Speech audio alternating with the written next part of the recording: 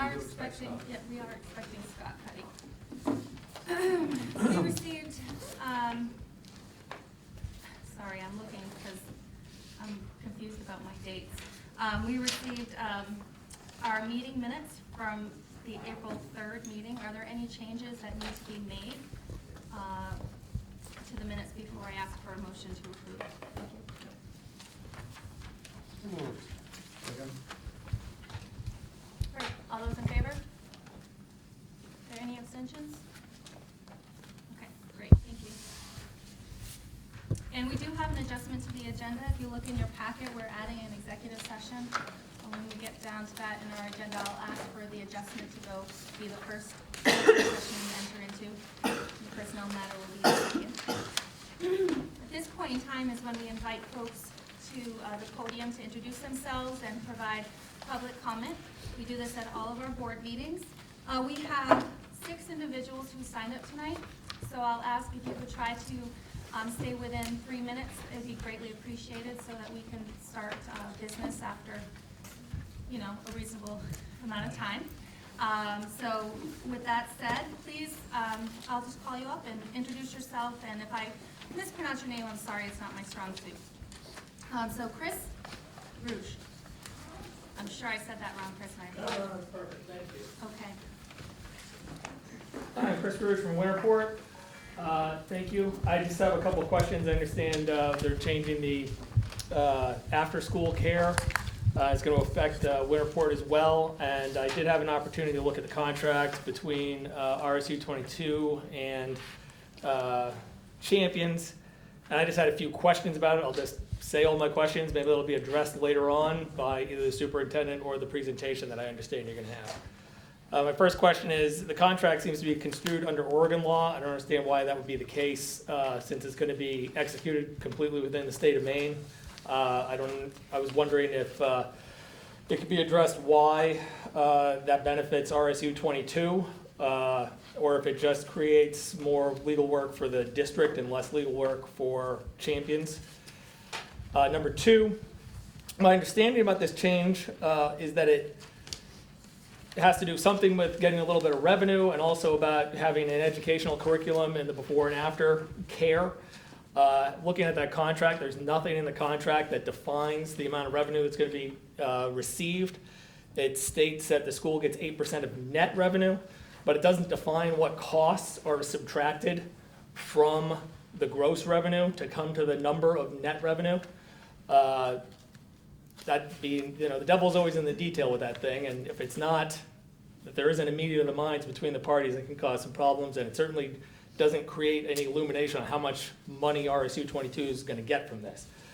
Also, the contract doesn't specify anything but dates and times of the program in compliance with the statutory minimum requirements. It doesn't actually require that they provide any education or homework time or physical activity. There's none of that is in the contract as far as I saw.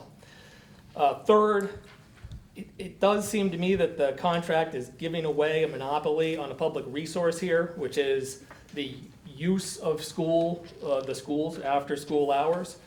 And the contract says that the fees can be raised at will by Champion at any time on their own discretion. There does not appear to be any recourse in there aside from potentially terminating the contract on 90 days notice. But once Champion is the only game in town, they're pretty much going to have the parents over a barrel, I would suggest. And there's not going to be any actual competition once they're in there, for the reasons I just said. And there's no reason to believe that we'd be able to get an alternative up and running. Fourth, there's no indication in the contract that any thought was put to what agreement Champion is going to require of the parents. Once they're the only game in town, it's either take it or leave it. And they could put anything in their agreement that you have to accept. One of the things I saw in their agreement that was online, and again, there's nothing in the contract that says what their agreement with the parents is going to be, is assessments. You give permission for your child to participate in a proprietary assessment system, which may include learning assessments and screenings, surveys, and progress reports administered by Champions. The results of these assessments may be used by champions to measure your child's progress in a champions program, as well as overall program progress, and may be used to evaluate, market, and update champions programs. You will have access to your child's individual results, with the exception of anonymous surveys. And it's not clear to me at all that they're covered by FERPA. In fact, it appears that they're not, which means that it probably is not part of the educational process here at the school. Otherwise, I would think it would be covered by FERPA, and I don't know if that can be addressed. And I guess my question to the superintendent and the board is, what is your understanding? Is your understanding that would be the case here, that we have all these requirements, and have those been thought about? Has anybody thought about looking out for the parents and the students in this process? And just in light of the above, have you considered what we're giving up by setting aside the Y and Hampden Rec and their participation in this? And the reason I mention this is because these are public institutions accountable to the community. They're driven by the best interests of the community. To my understanding, Champion is a subsidiary of a private corporation wholly owned by a Swiss private equity firm. Therefore, its purpose is making money for the owners of the Swiss private equity firm.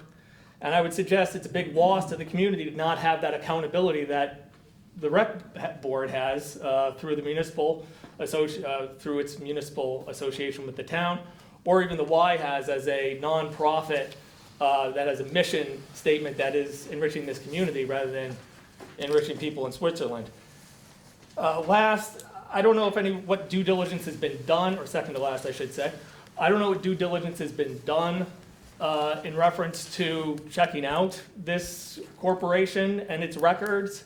Are you aware of lawsuits elsewhere in the U.S. against KinderCare alleging negligence in supervising employees who assaulted toddlers, specifically cases in State College, Pennsylvania, in Missouri, and in Collie County, Texas? Are you aware of the settlement agreement with KinderCare entered with the United States of America in Connecticut because they were refusing to help diabetic children with their insulin? And finally, my last question, I hope this can be addressed, is why wouldn't you reach out to the affected families before entering into this contract? Thank you. We'll make one comment. We're going to have a presentation under item 7C. May address some of those questions, and then we'll move back on that, sir. Thank you. Thank you. Great, thank you. Eric Johnson. Chair Hawks, fellow board members, community, I'm also Eric Jarvie from Hampden. I'm also here to talk a little bit about this subject of the Champions program. I want to start by saying that I was at the budget hearing last night, and I know several board members were here, and I find it interesting that my dialogue with the superintendent is missing in the video that's posted online. I'm not pointing fingers at anybody, but when I had my interaction with superintendent last night on the transportation issue, interestingly, the video and the audio locks up just shortly after my presentation starts and immaculately returns at the end of the meeting. It's perception. I'm not accusing anybody, but it is perception, and perception is important. And when I hear that from people in the community, that my presentation was not part of the video that was posted to the website today, I'm suggesting that perception is not what we want it to be. The course of that conversation last night was actually discussing transportation, as I said. And in the course of that conversation, there was an interchange about a letter that came out from the Hampden Director of Recreation. And I want to clarify what I saw as some misrepresentation. And I will apologize, I don't have enough copies, but I do have some that can be circulated. But reference was made in my interchange last night to a letter that supposedly went out to the town from the Director of Recreation. And from what I was able to find, yes, a letter did go out, but it didn't go out to the town. It went to 2 different Facebook sites. It went through Constant Contact. The letter was sent to the rec committee. The letter was sent to the town council members, and it was sent to the current family participants of Kids Corner, the after-school program. So it did not go out to the whole town, and I'm not saying that that was a perception, but that's certainly what I left with. The fact of the matter is that the issue seemed to be there was some misrepresentation in that letter. I will allow you to draw your own conclusion that our Director of Recreation misrepresented facts in that letter. But in my review of that March 25th letter, there's 4 paragraphs in there. There is nothing that I construe as a misrepresentation of factual information. And to allude to that, when Shelley Abbott did not have an opportunity to in fact defend herself at last night's meeting, I left feeling a little bit awkward, to say the least. Okay? I think if we're going to reach out and suggest that somebody is misrepresenting facts, I think it would be important that they have an opportunity to defend themselves in that public forum, and they didn't have that opportunity. Lastly, I guess I would ask why our own Hampden Rec program did not have an opportunity, if you will, or at least the right of first refusal to address the RFP. And maybe there was never an RFP sent out, but if there was never a request for proposals, I would argue that why weren't there? And at least the Hampden Rec program should have had an opportunity for the right of first refusal if they could not deliver what the school district felt needed to be delivered in this program. And by the way, thank you for your work up on this. My research actually suggests that Champions is a STEAM program and not a STEM. It adds art in there, which is a good thing. But I think its reference as a STEM program might be a little misleading based on what's posted on the website that I was able to find. So anyway, thank you for your time. Thank you for your patience. And it's perception, communication. We have got to be communicating and open about the communication issues. Thank you. And it is very unfortunate that we had technical issues, so I apologize for that. I get what you're saying. Kate Grossman?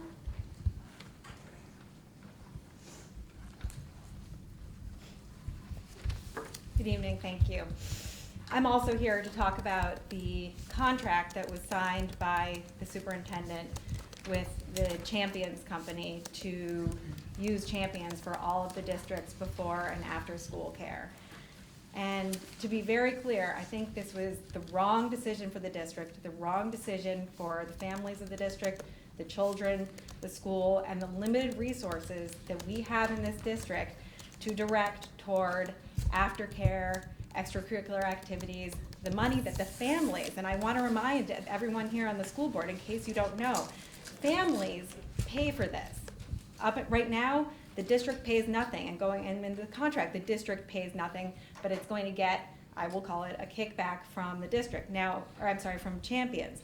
Now, if the district needs money because it does cost something to provide the facility, then, as other speakers have referenced, the opportunity should have been provided to the Bangor Y and to Hampden Rec to see if they could match what is being provided by Champions to compensate for wear and tear on the facility.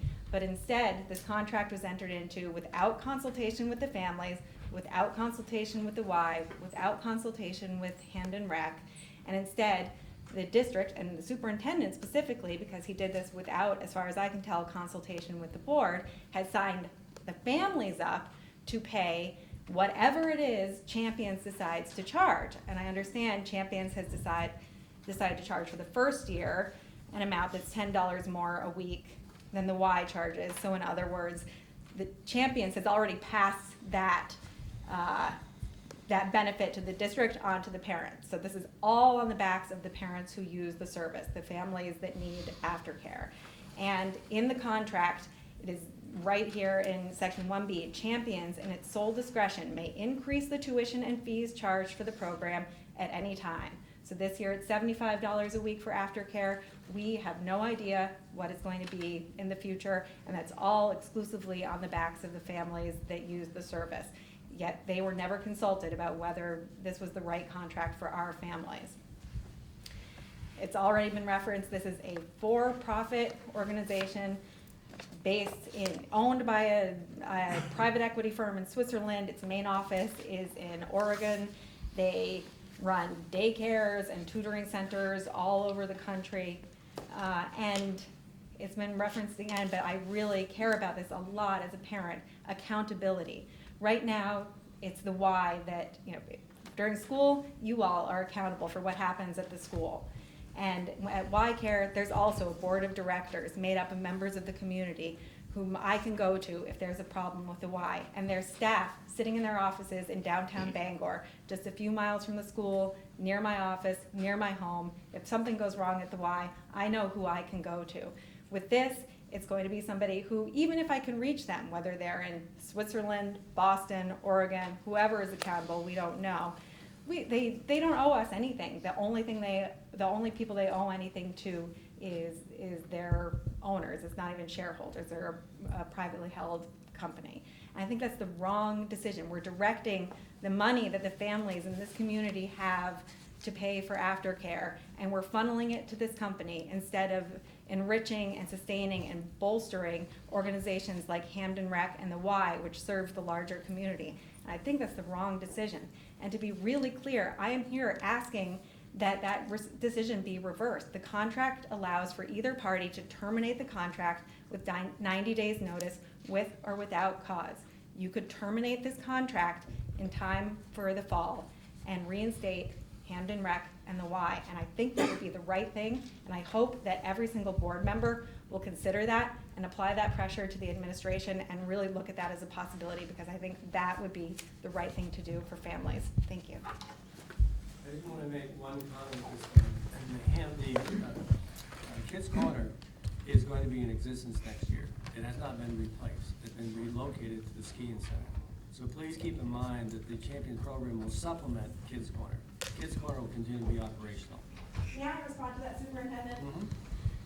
I think that this idea that we create choice by bringing in a for-profit company to compete with nonprofits and government entities is misleading and really unfortunate, because there's still a limited pool of resources. So now you're dividing it between the for-profit and the nonprofit, and the for-profit could wait out a period of loss. They can do that, but Kids Corner and the Bangor Y in Winterport may not be able to survive 2 years with lower enrollment. They'll eventually fold, and then Kids Corner will be the only one left standing.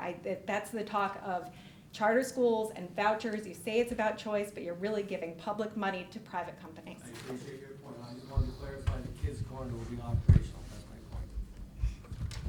Thank you. Kathy Crowley?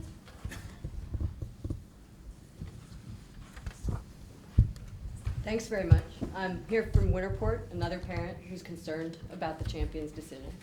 I don't think I need to add a whole lot more to what the folks here have already said. I'm very strongly in support of what they have said. I do have a question in preface to the presentation that we're going to be hearing later on, which is about the programming that Champions is planning to bring to this program. When my daughter finishes school, she's been in very structured activities for quite a long time, and I don't want her to be in any kind of structured activity immediately after school. I want her to be playing and running and figuring things out herself. And the website for Champions really promotes more structure and more educational programming that I think is a mistake for our kids who've already been doing that all day long. So in addition to the things that we heard here, I would strongly advocate for going back to the Y Care in the case of Winterport, which I find to be a really admirable and beneficial program for my daughter. I'm unlikely to enroll in Champions for this particular reason. Thank you. Ask a question. Sure. Have we done away with Y Care, or is it still an option? It's still an option. I mean, I know we got a presentation coming, I'm just curious. That's a good question, Tony. Let me just amplify for the third time. Kids Corner will continue to be operational, A. B, parents have the choice to continue in Kids Corner and or Champions. We're not saying people have to or are directed to do. I, as a parent, if I want my child into Champions, I have the prerogative to do so. If I want them in Kids Corner, I have the prerogative to do so. But at Winterport is Y Care, Yes. and that one Yep. is. So that clarification is really important to me. Winterport students will not have the choice, will they? They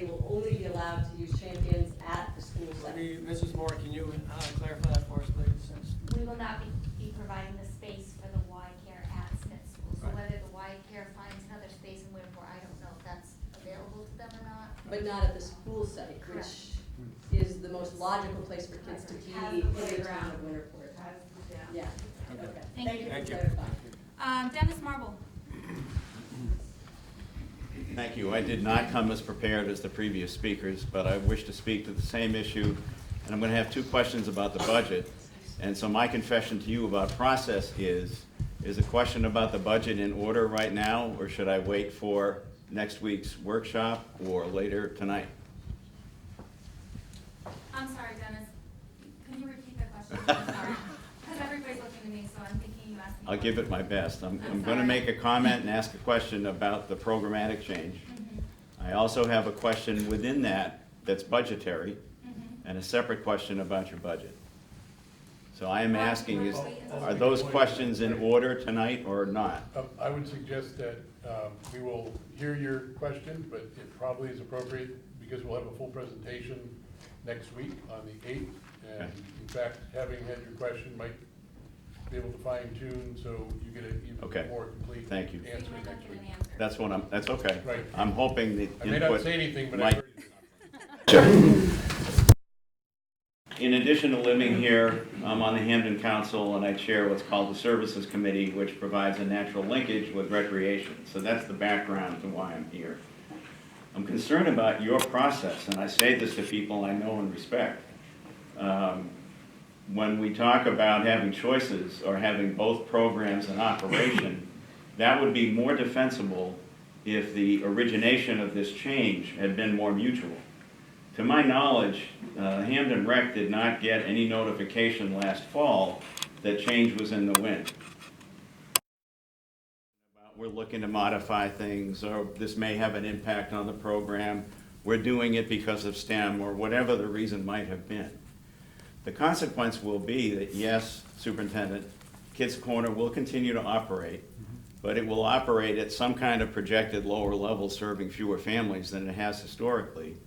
And it's going to, by necessity, at least in the short run, displace some of the other offerings that Recreation Department offers, because it will be taking on this program in the same space in the skiing center that it's been doing on the programs.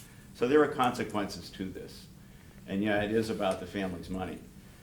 I just don't think that's a good way of doing business. I think that we, the town and the school side, need to constantly look for opportunities to say, here's a topic, here's a possibility, we need to talk about this and do it sooner than later. Because it was received as somewhat, no, it was received as dismissive to the town, especially to the rec staff. My question has to do within this that's budgetary. There were reports that a verbal commitment was made to provide bus transportation back and forth from the skiing center to the schools for the safety of the kids while this program is offered. That has not come up or was denied in writing. I'm not sure of the exact status tonight.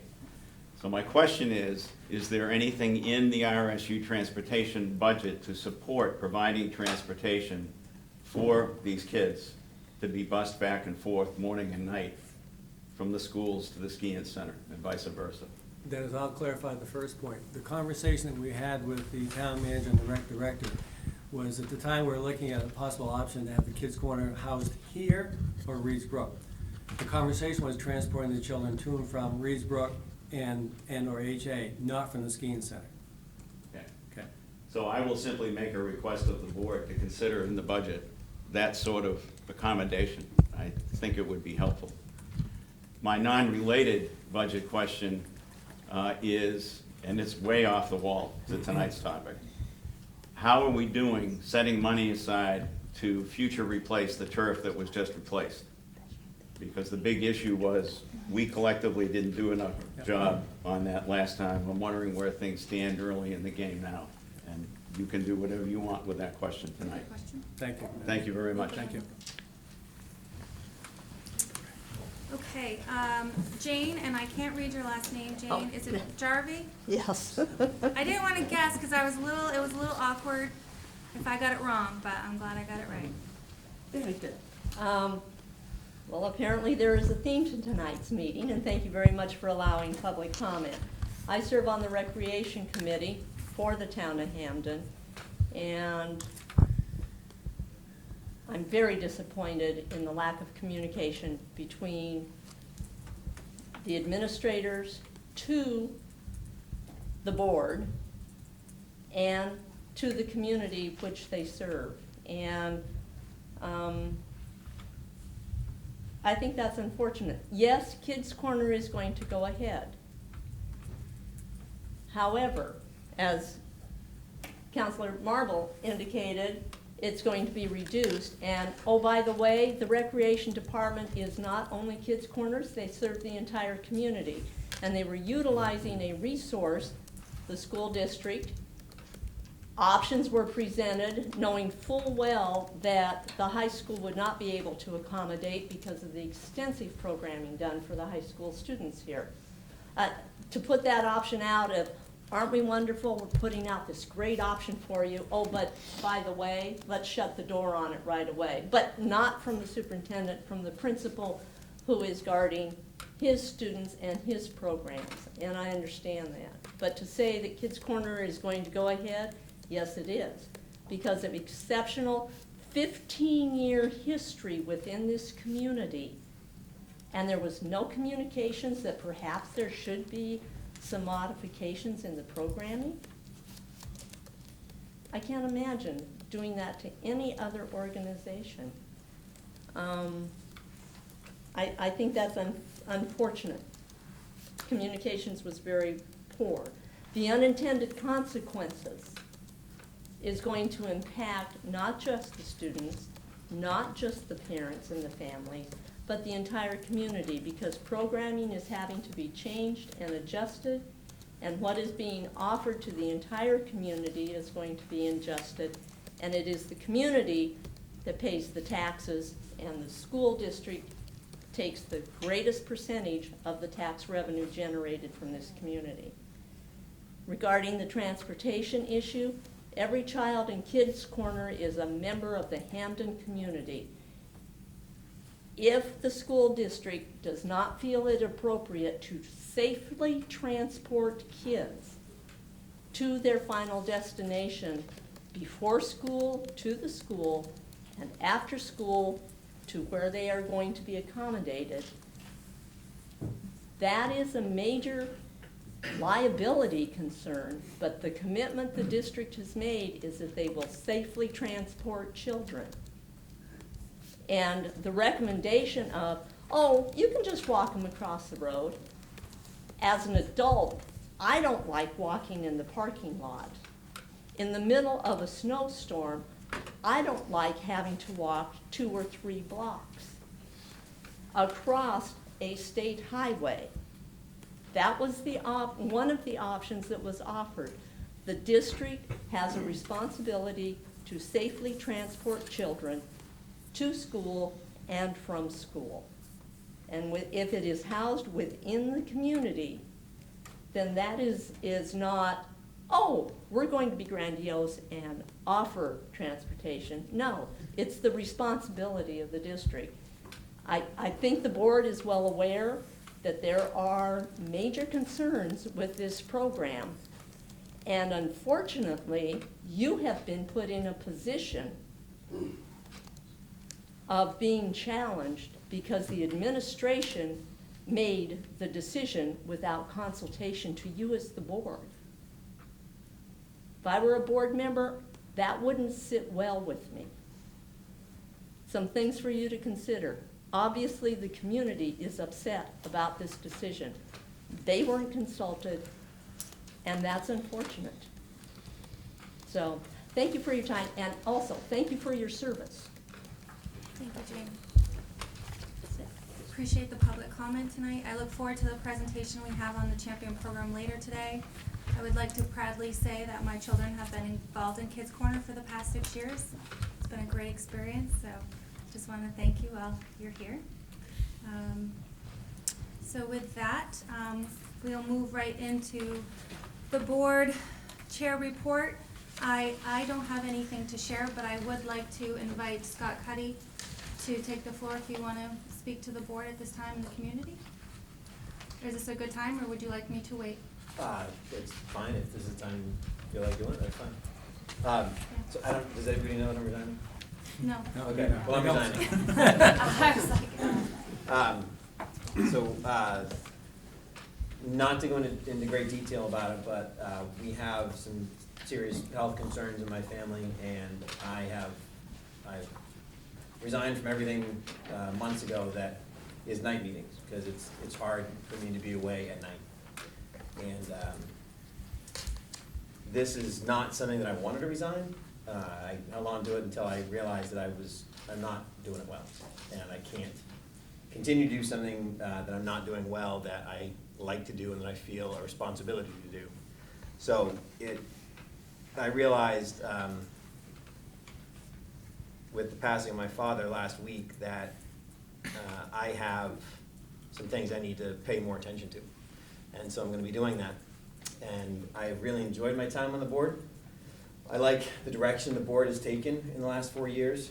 I hope the board will continue to focus, the focus that it's had on the kids, on listening to the professionals that educate the kids, and doing the best that we can for the 4 towns that make up RSU 22.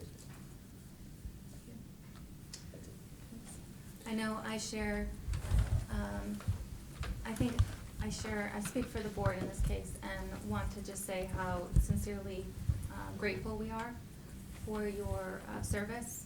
And I think that you have provided such a thoughtful approach to our work, always approaching things and forcing us to look at things through a different lens. And it's been invaluable to us as well as the district. You've taken a lot of heat at times, and you did so and maintained your composure through it. And Most of the time. most of the time, maybe that one time. Yeah.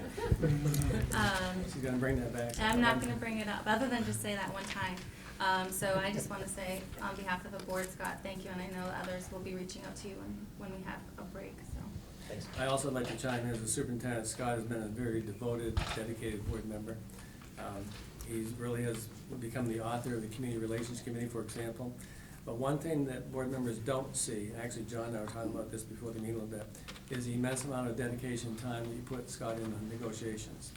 The negotiations committee is a very stressful, time-consuming, very delicate balance with respect to bringing the needs of the district together and a sense of equalization and so on. And also Scott has been very often reaching out to me to give opinions, banter-back conversation, as he's now our representative also. So we're going to miss you, Scott. You've done a great job, 4 years, but you really made some significant inroads, so I truly appreciate that. Thanks. Absolutely. So following on the theme of resignations, Yes. I do have 2 to report this evening. Elizabeth Haynes, the Reedsburg Middle School teacher, is resigning her position. And also I've accepted the resignation of Principal Dr. Glenn Cross from the Wagner Middle School. Richard's been with us for 8 years. In his letter of resignation, board members can see, but I'll make it known to the public, that Dr. Glenn Cross is moving slightly up I-95 north to RSU 26, which is Orono, where he will be the principal at the Orono Middle School and also serve as the district curriculum leader in that capacity. And that last part of that job description is a very significant movement forward, in my opinion, to Dr. Glenn Cross's responsibilities when you move into curriculum and also supplement that with a building level position. That's going to be a massive undertaking. So where is Richard? Richard, congratulations. Thank you very much for your dedication. Thank you. Thank you.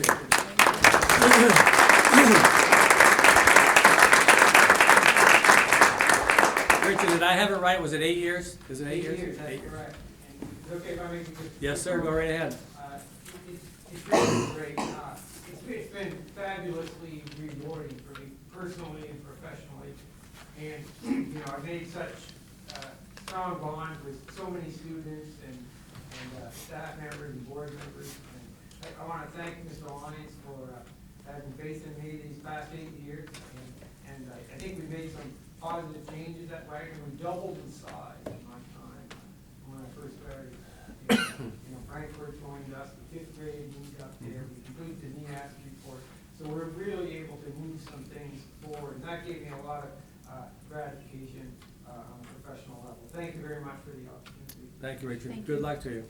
And Richard will be filling his year with us. So it'd be leaving around the 1st of July. Okay, under the superintendent's report, reading essential behaviors and outcomes proclamation is Alan. Education enables all students to learn the skills, acquire the knowledge, and develop the attitudes necessary for them to reach their potential as citizens who can meet the challenge of a changing global society. We believe that all citizens in our community share the responsibility to educate our children and themselves. Our schools are community support systems and should welcome and encourage all members of our communities to participate, and our schools will have a supportive and empowering atmosphere for all students and community members. Thank you, Alan. Letter B, law enforcement personnel requests thereof. As of today, I've had no requests. So thank you for asking. We'll move forward on that. Item C, given the theme of this evening, presentation of champions before and after school program, Principal Briggs is going to be our facilitator, and we do have guests this evening from Champion as well. So, Mrs. Briggs, if you would, please.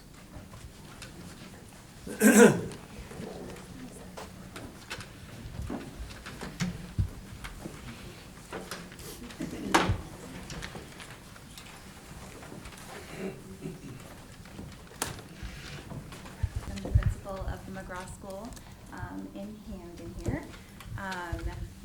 We are thrilled with Kids Corner. I want to start with that. My son works for Kids Corner, so we were never looking for something at the time. I've just got a brief presentation to show where it started, and I have some people to invite up to talk more about the actual champions as well. So in October, Mr. Lyons and I met with Kevin Eaton, who is the Northeast Manager for Champions. Kristen, speak up a little bit, please. Oh, sorry, I'm That's all right. sorry. Use my big girl voice. Yes. He provided us with an overview of their program and how it worked. We were impressed by the actual curriculum and structure of the program, as well as the flexibility it was providing parents for signing up for childcare. We were impressed with the option also for support for the families in regards to payment options and subsidies from the state. We felt that it gave everyone an opportunity for quality curriculum-based childcare based on what he talked to us about. So we decided that we would take a look. We wanted to go and see in action what it looked like. So on February 18th, Dawn Moore, who's the principal of the Smith School, Jen Sear, who is the Weatherby principal, Mr. Lyons and I went to visit Champions in action during the February break time. Champions has the option to send your child to Champions to the child care during vacations. So that was during that time, so we got to see it actually in action. That was, like I said, that was something that we appreciated during vacations. In Presque Isle, we met with Lee Kinney, who is actually their adult ed director, but she was kind of the person that brought Champions to Presque Isle. And she took us around and showed us what it looked like. She showed us the different, I don't know, Kevin and Storm will be able to talk more about exactly the wording to use, but the individual things that the students could do. And we were really impressed with it. Jen or Dawn, I don't know if you want to add anything to that. So we all did walk away anxious to learn more about how it would work in our district and how it would benefit our students and their families. And so that's how it started. And so I'd invite up Kevin Eaton, who is the Northeast Manager for the Partnership Development, and Storm Mathias, who is the Area Manager for this area. And they're going to tell you a little bit more about Champions. First of all, thank you, everyone, for having us here. My name is Kevin Eaton. I'm the Northeast Director of Business Development or Partnership Development for Champions Learning. And this is Storm. I'm Storm Mathias. I'm the Area Manager for the New Jersey and Maine area. First of all, I want to touch upon a little bit about some of the concerns that I've heard this evening and everything else, and let you know a little bit about my background and how I came to be with Champions in my background itself. I come from a family of educators. I'm a father of 3. I'm extremely involved in communities across the Northeast. I do live south of Boston. I also spend my summers up here in Maine as well. But the big thing that brought me on board of coming to work with Champions and be with us was the passion and love, the involvement that they do have within the communities and what the options and the opportunities that they give to the kiddos of those communities that we serve. Everything we do at Champions is based upon these 5 pillars that we have, you can see on the screen. Our engagement, our curriculum piece, the quality of program that we provide to the school district, to the parents and for the kiddos. Inclusion, which is huge now, how we approach and deal with every single kid and try to meet their needs as much as possible. And most importantly, our partnerships with the school districts, our partnerships with the schools that we serve, and the partnerships with the communities that we're in. That's a big piece of how we are. When we come into a school, and I'll touch upon it very quickly a little later as well, is I know you guys see us as, say, KinderCare. We're Champions. KinderCare education is a broad stroke. There's 3 legs to the company. We are Champions Learning. So our partnerships and what we focus on are with those school districts alone, not on the individual daycare centers. So engagement is huge with us. You can click to too. So how we engage everyone. So our engagement and our communication with our parents, the school districts, and the people that we serve is twofold. We have how we work with and serve with our administrators in constant communication with the administrative team of the districts and with the principals through our site directors having monthly meetings with the principals to make sure that we're meeting their needs and the needs of their kids and your kids as well. Between the teachers and the students, we work with these teachers and the principals to make sure that we're using the same language as they are within the community, whether it be focusing on our kids being good bucket fillers, being good citizens. The language that your teachers, your kiddos' teachers and their principals are using, we're going to echo after school. So they're we're formulating great citizens in the community as well in school so they can thrive to learn. Among the communication with the parents, when you walk into a Champions program, there's going to be a communications board right there on the schedules of what's going on, the snacks that are going to be served, the activities that we have planned throughout the week, as well as a weekly newsletter that goes out to talk to the kids of what we're doing and what activities they may have planned to doing in the program as well as monthly parent nights. We have monthly parent nights once a month. They bring the parents in so you can see what these kids, what kind of activities they've done. If they've done art projects, what themes they've focused on, whether it be the solar system or paper mache projects, or during Halloween dressing up in costumes and doing, making their own applesauce and having pumpkin painting, for example, trunk or treats. And then at the end it says like throughout the community. I stated before, and I can't say it enough, that we are big community piece. I can appreciate everyone says with the YMCA and everything, I hear you, I understand. But the resources we put back into the community, the time that we volunteer at the community, whether it be doing trunk or treats, whether it be fundraising, whether it be opening day of Little League, you mentioned we're there. And the people that work for us are from your communities. We're not bringing people to run these programs from New Jersey or Boston. They're going to be people within your community that run these and that we train and to build upon your personal needs as a community as well. The curriculum piece, I heard someone speak about this. Our curriculum is proprietary. Just to touch upon it, we are advanced and accredited. So what that is, we took an outside source to go and take a look at us as a company, us as a before and after school program, and let them evaluate us on how we do things and what we do well and what we need to work on. So our curriculum is based upon several different areas. In Storm, you don't have the curriculum piece, but everything we do with our curriculum, it has several different content focus areas. It's a thematic-based curriculum, and I heard one of the parents say, we're not sitting these kids down at the desk and saying, do your work. It's project-based, it's inquiry-based learning. It's kids having fun. We have content focus areas throughout the program. It's student choice. So it's a low-risk environment where kids are challenged to have fun and expand what they do with the programs that we provide, with the activities that they provide, and really focus on a lot of their critical thinking skills, their community, the creative, and the collaboration. I can give you an idea, example, and I touch upon it on our STEM slide a little earlier. STEM is not a thing, it's a mindset. So that's a big misconception in education today, is STEM is, okay, here is a STEM workbook, or here is a computer to do STEM, or STEM's a mindset. It is collaboration, it's changing, it's critical thinking and communication. And that's everything we do, is these kids learn to work together. If there's an issue, they learn to talk to each other and work things out and be creative with each other. So that's one of our biggest focuses that we do within the program as well.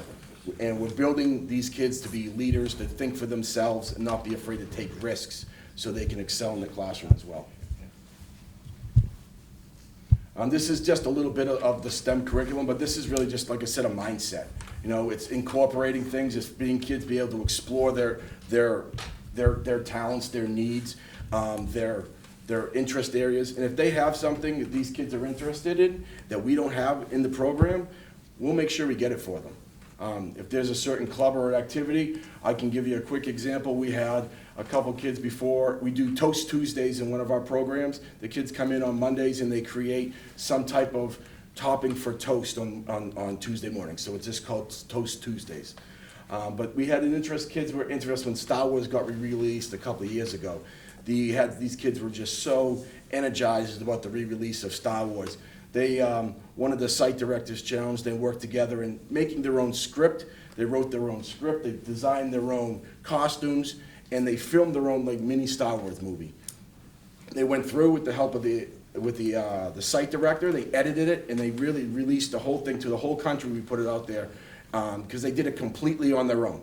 And that was, so they were challenged on their own, they ran it on their own. We were just there to help them along the way with anything that technical maybe support that they needed. They did it completely on themselves. And did they fail? Yes, but did they go back and quit? No, they went back and they challenged each other and put everything together just to make sure that everything came out at the end of the day. Quality programs. This is another thing that when we talk about the advanced ed accredited, they have a bunch of different criteria that we have to meet as far as how we execute, how we have response times, our safety of the children, the teachers themselves of how they're evaluated. So we evaluate our teachers or review our teachers just like your school system does. We go through and Storm is our area manager. He goes through and watches with our site directors. The site directors do it to the site teachers and everything else to make sure that we're showing constant improvement. That's how we are able to have that advanced ed accreditation. We're the largest and only advanced ed accredited before and after school program in the country. And that's something that we take great pride in because of it's not us telling you that we do what we do very well. It's we had that outside source come in and say, okay, this is the regular standard, and we wanted to make sure we held ourselves at accountability of almost at a hospitality level. So anyone can say they're good, but if you look at advanced ed and certain criteria, we make sure that anything that's below a 4.35 star rating and below, then most people will say we're good. If we're not above that, it's a failure for us and in our evaluations of advanced ed. Can I just piggyback really quickly as far as evaluations? So I go out to the sites to do evaluations, and a couple things that I'm looking for is the staff on staff engagement, staff on parent, staff with the Board of Education, and student on student. So I look at that, and parents actually, we get evaluated from our parents. So it's an open survey that as a parent, you will gauge how you feel about champions, and that's, I had someone that mentioned that. We use that to identify what are our pitfalls and what we need to focus on. I think one of the things I was talking with the superintendent the other day, and one of the things he told me is, first of all, the day that Champions ever left his school district, that he would probably have a line 10 miles long outside his school district with parents that were upset that we had left. But when a parent tells you that you're like our child's third parent and how you deal with them on a daily basis and the challenges that they face with these kiddos going to school, it makes us feel very good of what we do and that we're there for these kids. Inclusion. This is a big piece. Social emotional learning is a big piece of what's going on right now with education. And once again, this is a mindset, and this is how we approach our daily lives. Every single kid in your district is their own unique individual. And how they're spoken to, how they learn, how they react is is that on their own level. And this is something that we take great pride in.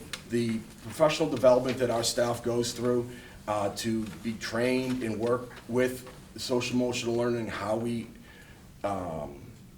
execute it and approach it is huge. My wife is a dual certified general ed special ed teacher who works, and I have two kiddos, one kiddo on a 504 and two kids on IEPs.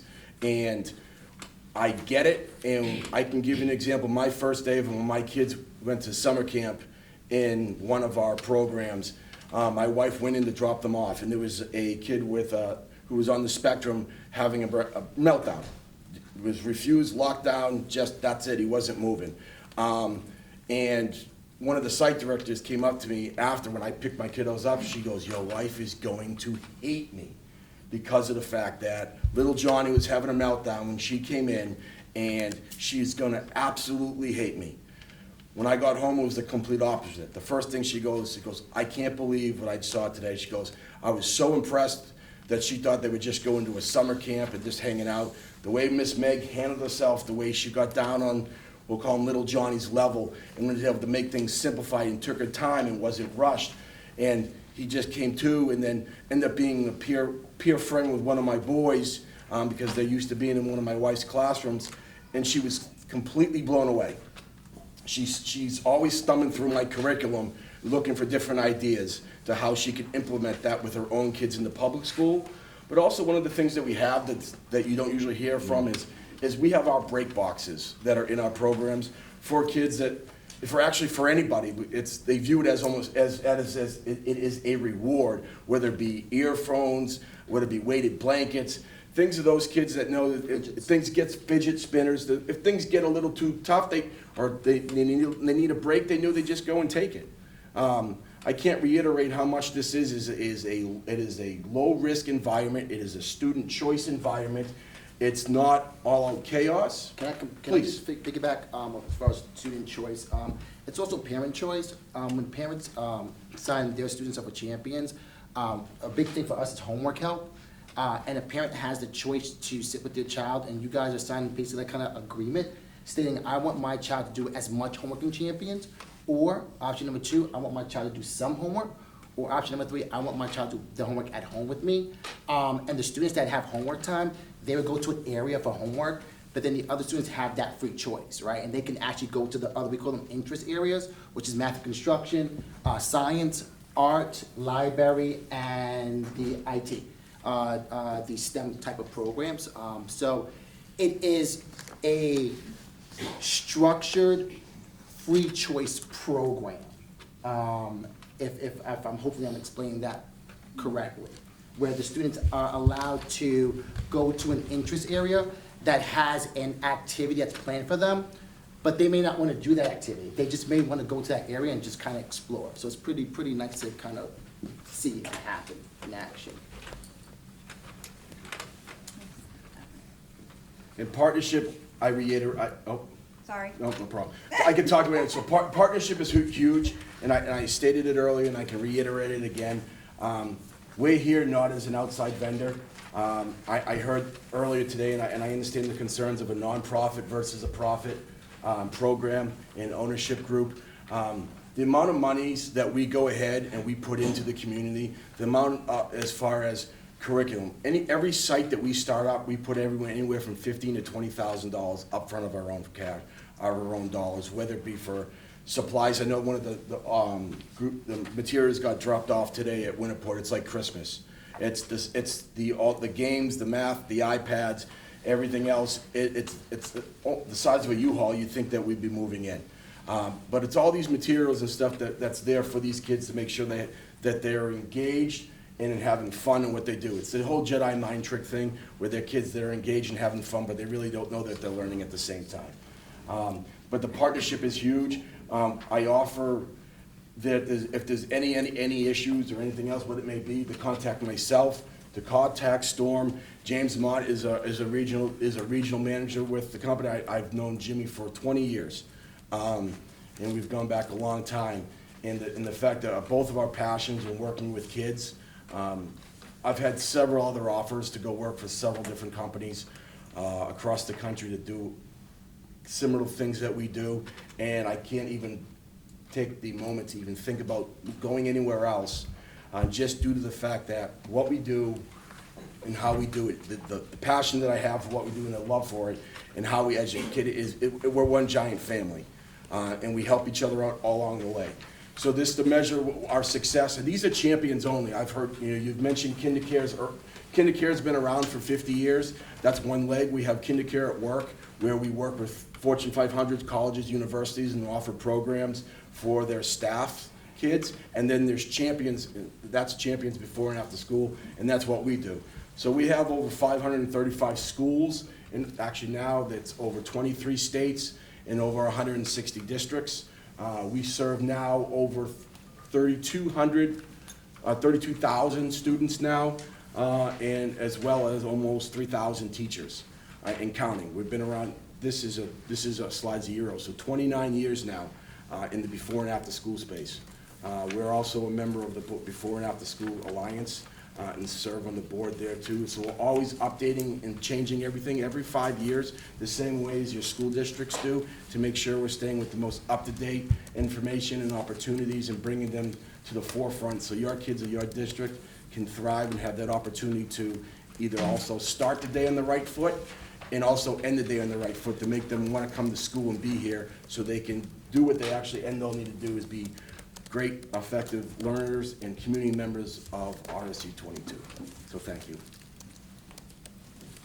Okay, any questions or comments from board members? And Kristen, did you want to add anything or amplify anything? No, at the end? the only, at the end of your packets, I just shared out a few things like the daily schedule and how the, like a floor map of what it looks like. These were things that we saw at Presque Island. I just thought that they were interesting, so I put those at the back of your packet. I would add to Kristen, we did take a visual visit to Presque Isle, but Holton also has his programs, had it for 2 years. We did not visit there, but I did have conversation with the superintendent and the personnel there, and I would say those conversations echoed what we just heard from our presenters this evening. We also saw that, that little news clip, the channel, remember you shared that in Holton? It was a news clip that you shared? Yes, yes. That was a Holton one. Yes, it was, Yeah, yes. it was on. We're also actually station. now, Mr. Lyons, we're in Glenburn as well. Okay, Part thank of you. the Glenburn Yeah. School District as well. Karen, what I would suggest for the people that spoke tonight, if they want to schedule a meeting to come and meet with myself, Mrs. Briggs, the other principals as well, we certainly invite them to do so, to hopefully clarify and listen to the concerns that were brought to our attention this evening. So I'll Yeah. put that invite out. Yeah, and I think that the questions regarding some of the contract language, I mean, I get some of I that. can address some of those. Yeah, if you. So the legal one, as far as with the Oregon one, that just needs to be switched over to Maine. It's not a problem since we are licensed in the state of Maine.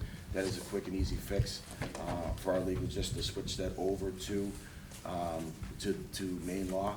That does sometimes slip through the cracks when they're putting through the contracts. I wrote down a list of some of your other questions that you may have, as far as, if you can remind me some of the others, I may be able to address it for you. Net revenue was one of them, just getting more information about what that truly means versus expenses. So the nets versus everything that's brought in to the, I don't have the exact spreadsheets and how they work, but I believe it was 8%. It is in the contract, whatever the percentage rate is, off of the nets, the revenue that's brought in. I don't believe, and Storm, you may be able to talk to that a little bit more than I can. Sure. On the operations side. So one thing that we do is we look at, so we have a price point and we take in any kind of subsidized families, and then we deduct that off. So we don't, so if our price point, let's say, was $200 and the state was going to cover $100 a student, we do not charge that student that difference. We just take that off so that we hit that net revenue. Dennis, since you brought up the question pertaining to budget, I will add this, that we, in the RSU 22 budget, there's no money in there for expenditures, nor is there any money as far as the revenue flow coming in.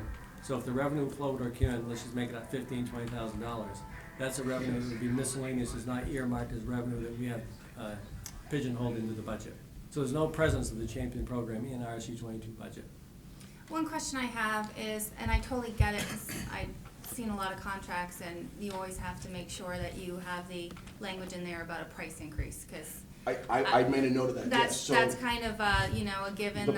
But if there is a price increase, and if anything, since I've been with the company, the most I've seen is a 1%, and it's not year after year. Mhm. So we are, once again, like I said, we're here for a partnership for the community.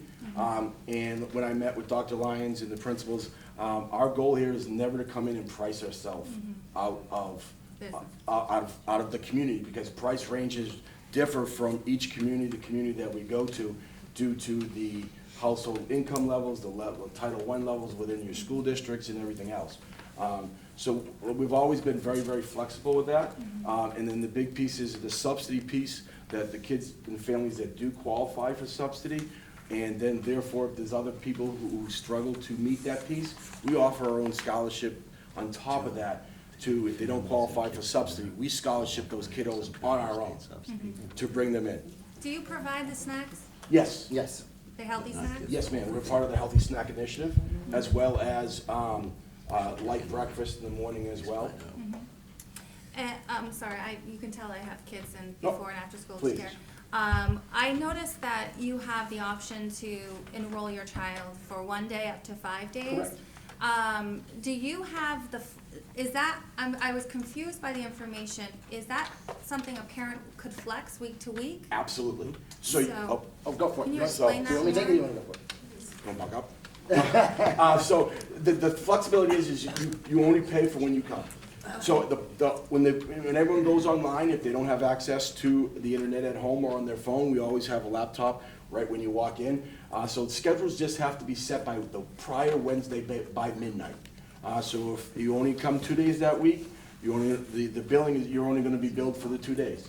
If they come for 5 days, then they'd be billed for the 5 days, and so on and so forth. The reason why we ask to make sure that we have it done a week ahead is so we can stay within the state ratio guidelines. And then we also allow kiddos with the drop-in rates. If there's a parent that needs to just drop off and tell their son or daughter to go there for the day, then we know that we'll be able to plan ahead. So we always have an extra staff there to allow us to make sure that we're in the state guidelines for ratios.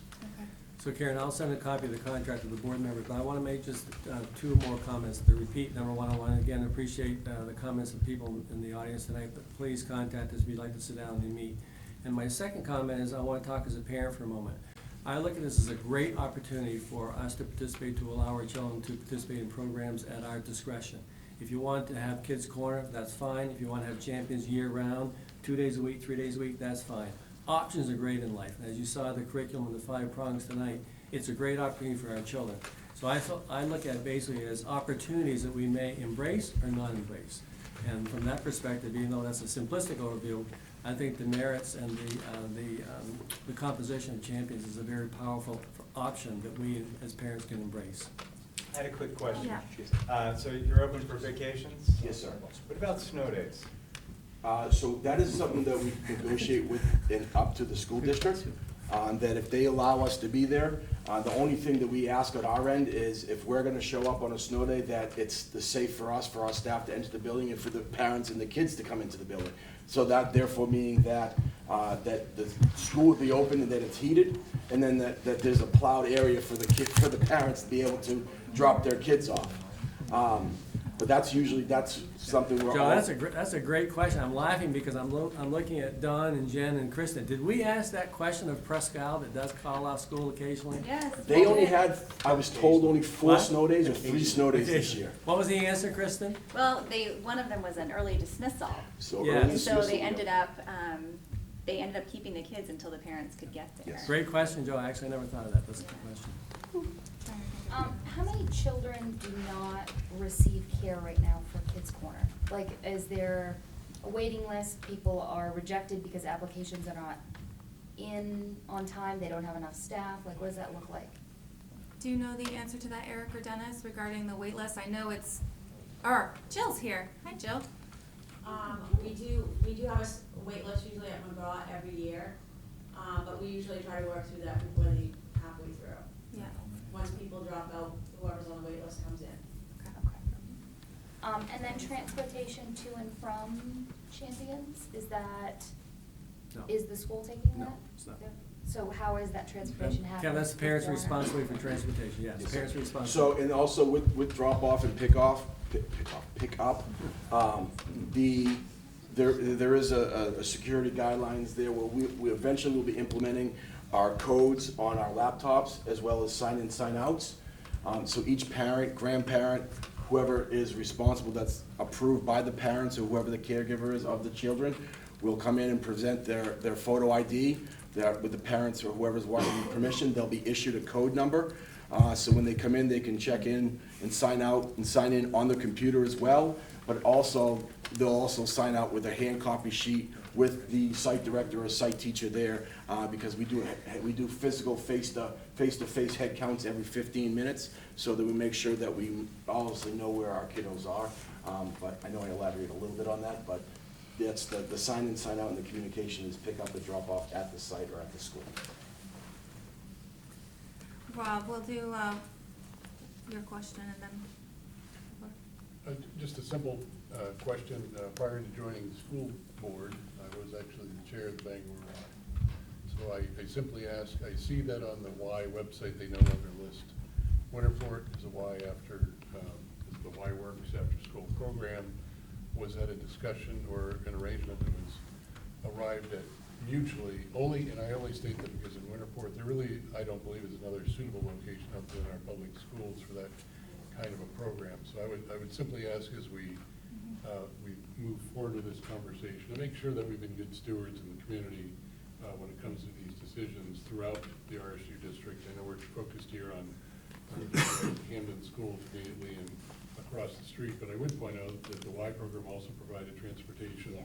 And it did not cost the school, and where we're talking transportation now, even to get kids across the street, there's quite a bit of discrepancy on how equally we're rating these systems. And again, I've lost track of the program. I don't know if the quality of the Y Works program was an apple versus an orange. That's my guess, that it's a different type of program. But again, were these all talked about, reached in mutual discussions? And again, I do see they still list Glenburn as a location, and how does that co-location maybe inform how things have happened in the Winterport program?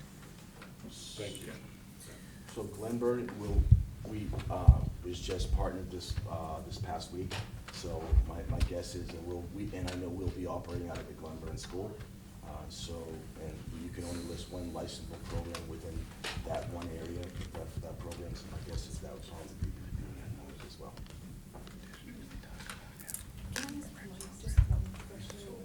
Yeah, Marianne, Jane's gonna ask your question first, because she had her hand up, and then. Just quick, staffing, tell me about the qualifications of your staffing. I mean, it looks pretty high tense with curriculum. I don't see a lot of rec time, I don't see a lot of free time, there was a little bit of outdoor play. But if that is something a child chooses, can they just go outside and play? I'm concerned with the staffing. I haven't quite got this my head wrapped around this staffing. Sure. With the drop-in, the not knowing and how many kids, I mean, Sure. I can't get my head wrapped around that. So we met with the state, actually, I came in on Monday and met immediately with the state licensor of the program, with our site director, Mrs. Callie, and we spoke about, the process and the backgrounds of the staff member of a site director needs to have. Now, at each site, we will have a site director that is a qualified site director. Located in town. Located in the, not every staff member that we're gonna hire is gonna be in that town. Well, no, but in. Right, in that area, correct. And with the state mandations, we're looking at either someone that has their associate's degree plus additional and/or a bachelor's degree. And then when we met with the state licensor, she will identify to make sure that they have the right qualifications in that field of education. And then when it comes to the second part was the. Can I touch upon the Sure. staff piece as well? So not only are our staffs, there's a certain guideline threshold they have to make on educational side of things with having degrees, but we also background check them on the state level and drug test them on the state level, as well as on the federal level. So you don't want to have someone that used to live in North Carolina that just moved to Maine trying to, sneak in the back door, get back into the education, expose the kids where they were convicted in something that happened in an additional state. So everything is done on a state level as well as a federal level as well. I think the question was about outdoor time. Yes, so, Yeah, so once again, it's that structured play. So everything is identified in half an hour increments. So there is a time where the students will go outside, there's a time where the students will have their open circle time, there's a time where students will have their lunch, their snacks, and their homework help. So everything's pretty structured in the daily operations. So with those opportunities though, like Storm just said, there's different times for them to come in. So when we're bringing kiddos that might be bring them into, they may check in and have the team meeting or the open circle, like Storm had just said. You have to learn to know the kids first of when you do what. So they may say, okay, listen, we sign everyone in, we gotta agree these kids have a ton of energy, we're gonna get them outside right away. And the curriculum piece is, I know that's kind of what everyone hears and they glue their mind on it. It's very flexible. It's meant to bend and be created and have the mindset of the site director to make it their own to fit the needs of the kiddos. It's not like, we're not sitting these kids down at the desk. When we say structure, we're not running around in pure chaos, but it's creative, it's student choice. You're going to do something, and I obviously invite you guys all to either come see the site when it's set up, to see how these kids are engaged, because you know a good program when it works is when these kiddos don't want to leave. I go to pick my kids up from a summer program or the Champions program, I have to drag them out kicking and screaming because they want to stay doing whether the project or even just building a tower or working in some Legos and stuff with their friends. So it is creative play, but it's things that they're doing, that they're engaged with other kids. It's not just sitting there on a device or kicking a ball against the wall. So Mary Ann, this is the last question, because we have a lot of business to do, so go right ahead. It was exactly sorry. Jane's question, except I didn't quite hear, in terms of the associate's degree or the bachelor's degree, in what field are you looking for? We're looking to degree experience. Yeah, sure. We're looking for staff members that have that educational background.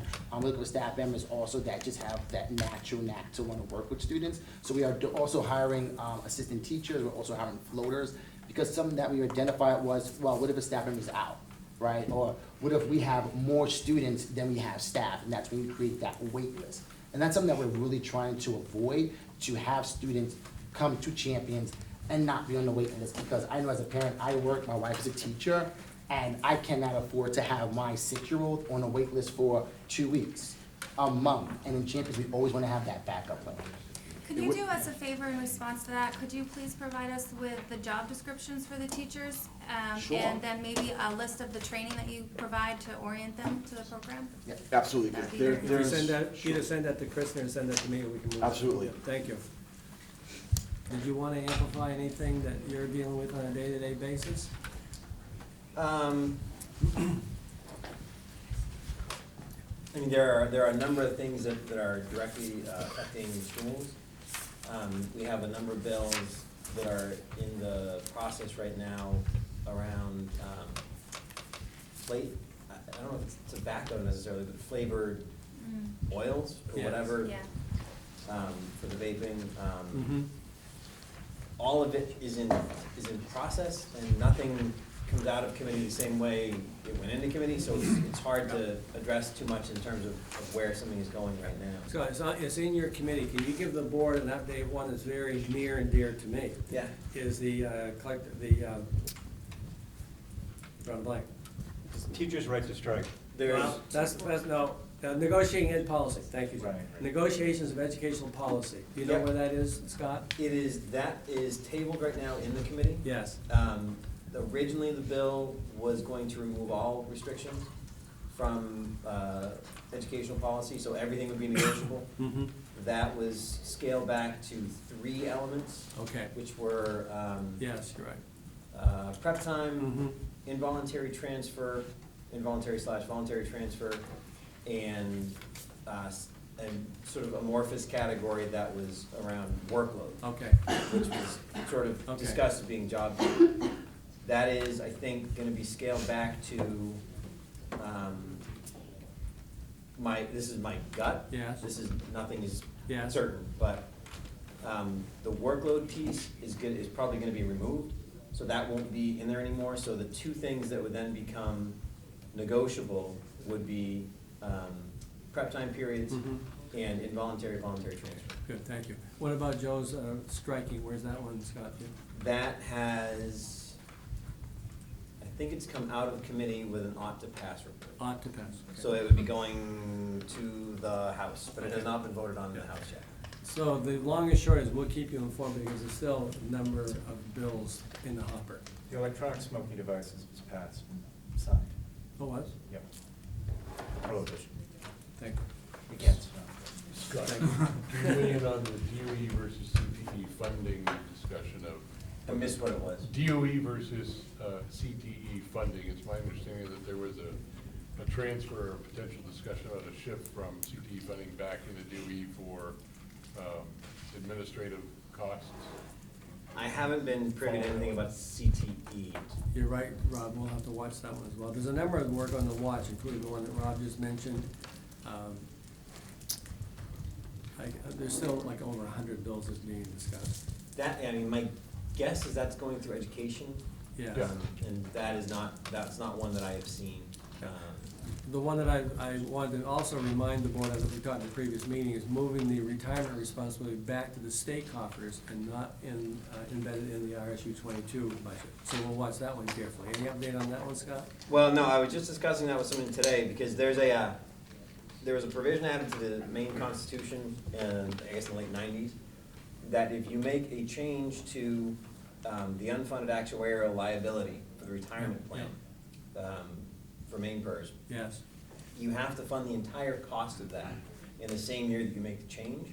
And there was some discussion around whether or not this would constitute any kind of a change, because the state currently has no liability for that retirement plan. That has all been passed to the school districts and municipalities. So if we move that back, then the state has to come up with $1 billion in a year. So we'll keep the board informed. Regan met with legislator Hagan yesterday, right, Regan? Yeah. So the conversation, and this morning as well. So we'll keep you informed of all the ongoings there. We have no student with us this evening, so we go to Regan, monthly financial. Oh, actually, one more thing, Yeah. actually. It's a bill that I have in, to require public comment periods at school board meetings. Yes. Because I found out this year that that's not actually required. And I thought it was, because we have one reliably every single meeting. There's no requirement, and there are multiple boards throughout the state that have no public comment period. I'm embarrassed because I thought that was a law. I think it's a private meeting held in a public place. Pardon? It is a private meeting held in a public place. It I is- learned that in the school law, Wow. It certainly seems like it ought to be. I'm shocked at that, Scott. And my concern with that is, there's no chance for someone, as Yes. happened tonight, for people in those boards to come up and be heard by the full board all at one time, on the record, and have, be entered into the minutes. Conversely, I'll give you an example. What I have seen quite often, you have public comment at the beginning of the meeting and public comment at the end of the meeting. So the people that spoke tonight, after they've seen the presentation, they can come full circle and make comments at the end of the meeting. That's fairly common, before and after. But part of my bill also is that it's important that the chair still have the ability to rule comments that are not germane out of order. Thank you, Scott. Yeah, thank you. So, I have a question. So on the smoking devices that was signed by the governor, how many days after it's been signed does it go into effect? It's 90 days after the legislature adjourns. Adjourns for the final time. Okay. So essentially the next school year. Thank you. Yeah. Would that be right? Well, I mean, it'd be, whatever, Pretty close hopefully anyway. middle of June, 3 months after that. So, yeah, pretty close. Hey, Regan? Okay. Well, with the assistance of John tonight, I was able to get a preview of what's in your folders, and the financial statement is not there this evening. So I have sent texts out to our accountant, but she doesn't have her laptop there to shoot me one I can project for you. So I'll send it to you in an email tomorrow morning, okay? I'm not seeing, there are concerns with how we're progressing. We're on track well, but I will send that out so you can all see it. Have that complete. Okay, the assistant superintendent update, did make me folder. So finance and budget, I wanted to announce that we have the budget draft released as of yesterday. We were fortunate to be moving at a pace at which we felt we could come out with overview information a week early to give a preview. We'll be finalizing numbers up until next week.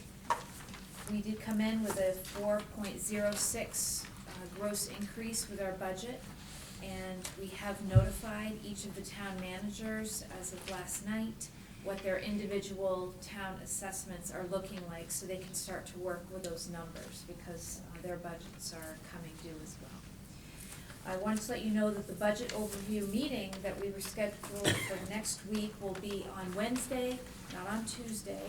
That'll be May 8th at 4 p.m. right here. Okay. And our finance committee meeting will directly follow the conclusion of that budget overview presentation. Building improvements, I wanted to let you know that our building committee has recommended a capital reserve fund dedication this year of $275,000. We did review at our building committee meeting many different projects, and you'll hear that in the minutes report out. But we are facing some significant expenditures just to maintain the dedications that have been made in the past from our school revolving renovation funds. Those are no longer accessible, and so our district is looking at having to make up that gap. So our capital reserve fund is doing that.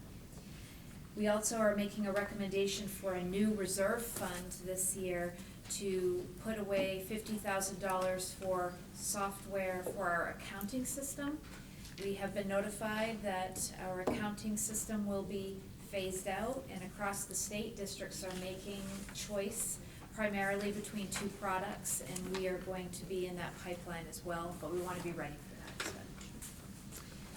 School nutrition, I'd like to let you know the School Nutrition Hero Day is this Friday, May 3rd, and so across the state and nation, we will be celebrating those folks that work in school nutrition, and I know Kathy's here. I just want to say thank you for all the work that our school nutrition program has done, and for your directorship, Kathy. I think we've made great strides in our program, and we're pleased to celebrate you on Friday. Transportation, I'd like you to know that I did go to Winterport along with Principal Moore to meet with the Winterport town manager and DOT representative for that region.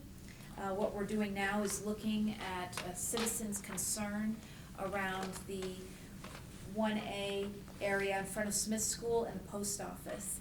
And we're looking at different assessments that can be done, what grant money might be out there for either the town or the school district or both to work to remedy some of the issues, but there's certainly historical ones with the traffic levels and the trucking that goes on. So we are moving forward there. Community Relations, wanted to let you know that district representatives did attend Chief Joe Rogers' farewell today, and that was a very nice ceremony and a nice opportunity to thank him for his partnership with RSU 22. He's certainly been a wonderful ambassador for public safety in our school district, and we welcomed Chris Bailey as the new chief as well.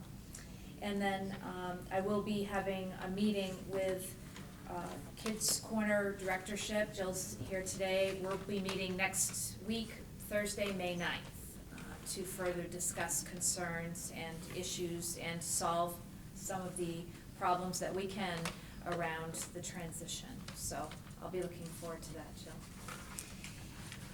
And legislation-wise, as Mr. Lyons said, we are keeping an eye on bills, and I am actively meeting with Representative Hagan because he is so close and accessible, and Representative Cuddy has offered the same as well, so I appreciate that support. And what I would like to suggest is that we consider a visit from the Education Committee membership potentially at our June meeting to discuss some of the legislation that affects us directly and hear right from them.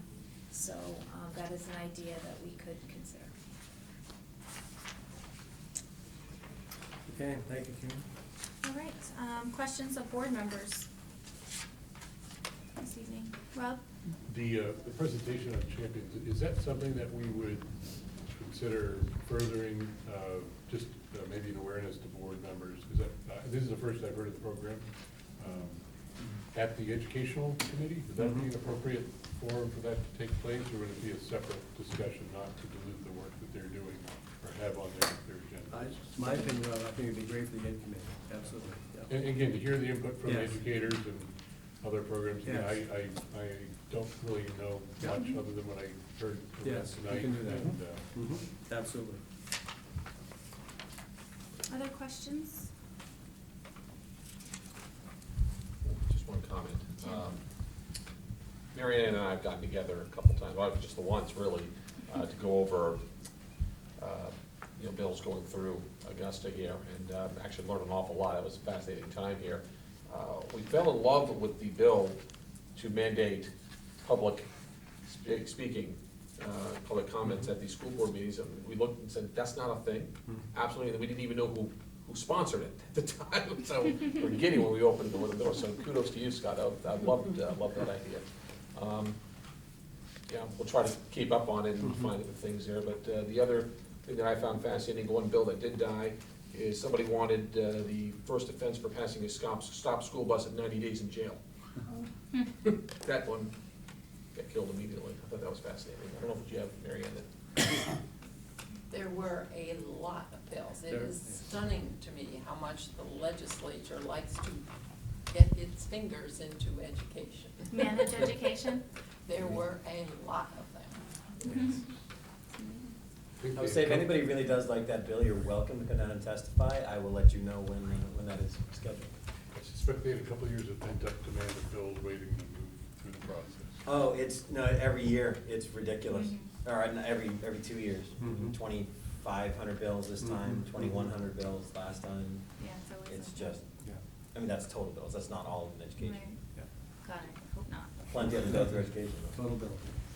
does a change in administration bring forth a bunch that ought not pass before? Yeah, I mean, it's all the bills that ran last time and the time before and got nowhere, be it for vetoes or votes.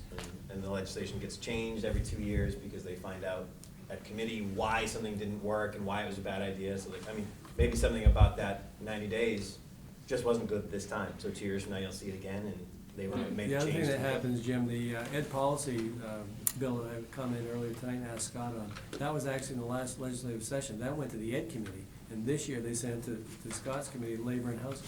Labor and housing? Labor and housing, yeah, Yeah. because it's contractual. So it's a different configuration where the bill may end up that once was before in a different subcommittee as well. Interesting. Very interesting. I have a list of all the bills.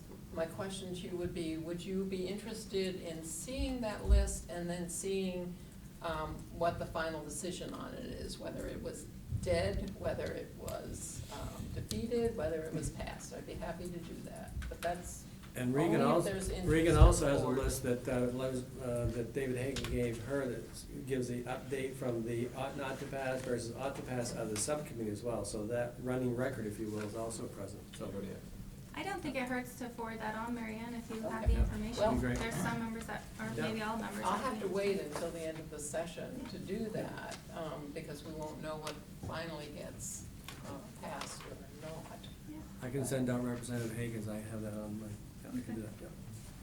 Yeah, I'd love to do that. That's the Any only- other questions of board members? If not, we'll go right into committee reports and finance committee. Met April 11th, and to Regan's statement, we did review our FY19 warrant article at that time, and we were sufficient at that point. We had 24% remaining, which put us on target for the end of the school year. We then went into our continued review of our policies. We looked at petty cash, expense, authorizing reimbursements, and purchasing authorities, and we will forward those on to the policy committee.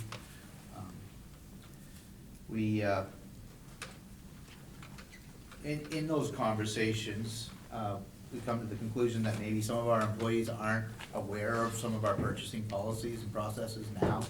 So Regan had commented that she would bring that up as part of the we call Management Day. Yes. Jim gave us a tutorial of arbiter pay, which is a way that referees get paid through it's an online service. And he did a very good job, informed the committee very well. Not sure where we're at with that. I've got some, I'm waiting for some answers to the follow-up questions that Regan had and Okay. whatnot here. And then we concluded. Thank you. Budget committee? So I won't push you through the exhibit that's attached, but I would echo Reagan's comments. We've had 2 meetings, actually April 9th and yesterday. And to restate the draft that was pulled together yesterday was really a culmination of the completion of the 11 warrant articles and a discussion about unallocated fund balance and a discussion about receiving the recommendation from the building committee for the capital reserve transfer as well as the software purchase, and that the document that's distributed was really not only as a courtesy but also in response to requests by some of the members present to make it available to the towns in advance of next week's really full presentation of where everything lies. Again, barring some minor adjustments that may still trickle in, and that's been a consistent theme through the whole budget process, as there has been a moving target every meeting as new information is gleaned or insurance policy rates are firmed up or even contracts are clarified. Really the one remaining thing is the remaining end-of-year expenditures. So as you know, our budget will pass before where we would be, but the decision, and again, Reagan mentioned the numbers, the decision to transfer, or at least our anticipated recommendation that may come from next week's meeting is that we would move $500,000 to pay down the local share, which having not done that would have resulted in an 8.5% local increase, dropping that down to a 4.3. Yes. Still leaving monies for capital and for software, and really leaving us at that required 3% maximum carryover. Again, that's based on dollars we haven't completely spent yet this year, dollars that carried over from last year, which incidentally, we were within $165,000 at the end of the budget cycle of spending where we were at before this year's carryover. So I consider that pretty tight budgeting on a $33 million budget. And again, that rollover, in my mind, just affords the school the opportunity, again, at least for the past 6 years, because in prior years, we haven't enjoyed an unallocated fund balance that has been what I would call a buffer contingency. Again, it's something that I think we have to look forward to each year to fine tune at what, not if, but what would be the pay down against for local, while at the same time evaluating all the costs and expenses. So it's an imperfect process. It's pretty complicated. It's as clear as mud sometimes, but I will say, having done it 3 times at least consistently and based on our expenditures, it's getting easier for us to really start digging into each warrant article and talk about the specific items, and really kudos to Regan and Trish for, there's been quite a bit of recoding that took place, not only at the state level, saying that this category really belongs in Article 1 versus Article 2. So if you are a person that, I don't know how many are out there, that track how much carries through each year in the warrant articles, there have been shifts, and it doesn't necessarily mean that those warrant articles have lost money. In a lot of cases, it's moved from one warrant article to the other, again, just based on how it needs to be submitted to the state. So that being said, the simplified summary will be presented next week on Wednesday. Apologize for the meeting shift. We actually made it through all but one meeting without conflict, so I consider that a success. And again, thanks to Regan, Trish, and staff, and all the committee members for the questions, the thoughtful questions of the board members and those in the public. It does make it a better process, I think, to split it up into that many meetings, so we can talk about things in more depth and with a little bit more time. One thing I would add, and maybe legislative Cuddy can help us here, we are still looking with some anxiousness that the legislature will endorse the GPA for school districts this year. And also, I want to remind the board members with some optimism, the GPA level intended for the second year of the biennium is twice this year. It's about 40. GPA is what? It's about. General purpose The aid. general I'm sorry. Thank you. The general purpose aid statewide this year was approximately 41 million. It's anticipated in the second year of the biennium to be about 81 million. So if that all comes together perfectly, it dovetails with Rob's point about how the money will flow to us. And I've always said we have a good problem when you have money that you can move around, put the capital reserve and so on. So just be aware we have some optimism if it comes together perfectly. And I'll just, in answer to that, there's no appetite for reducing that number. That's good. Which there's been in the past, there is Yes. appetite for increasing it. Yes. So Thank you, Scott. that means as much as, it's worth the paper I just printed it on. There you go, there you go. But at least no one's trying to cut it right now. That's good to hear. Good, thank you. Athletic committee? No update. Building committee, Alan?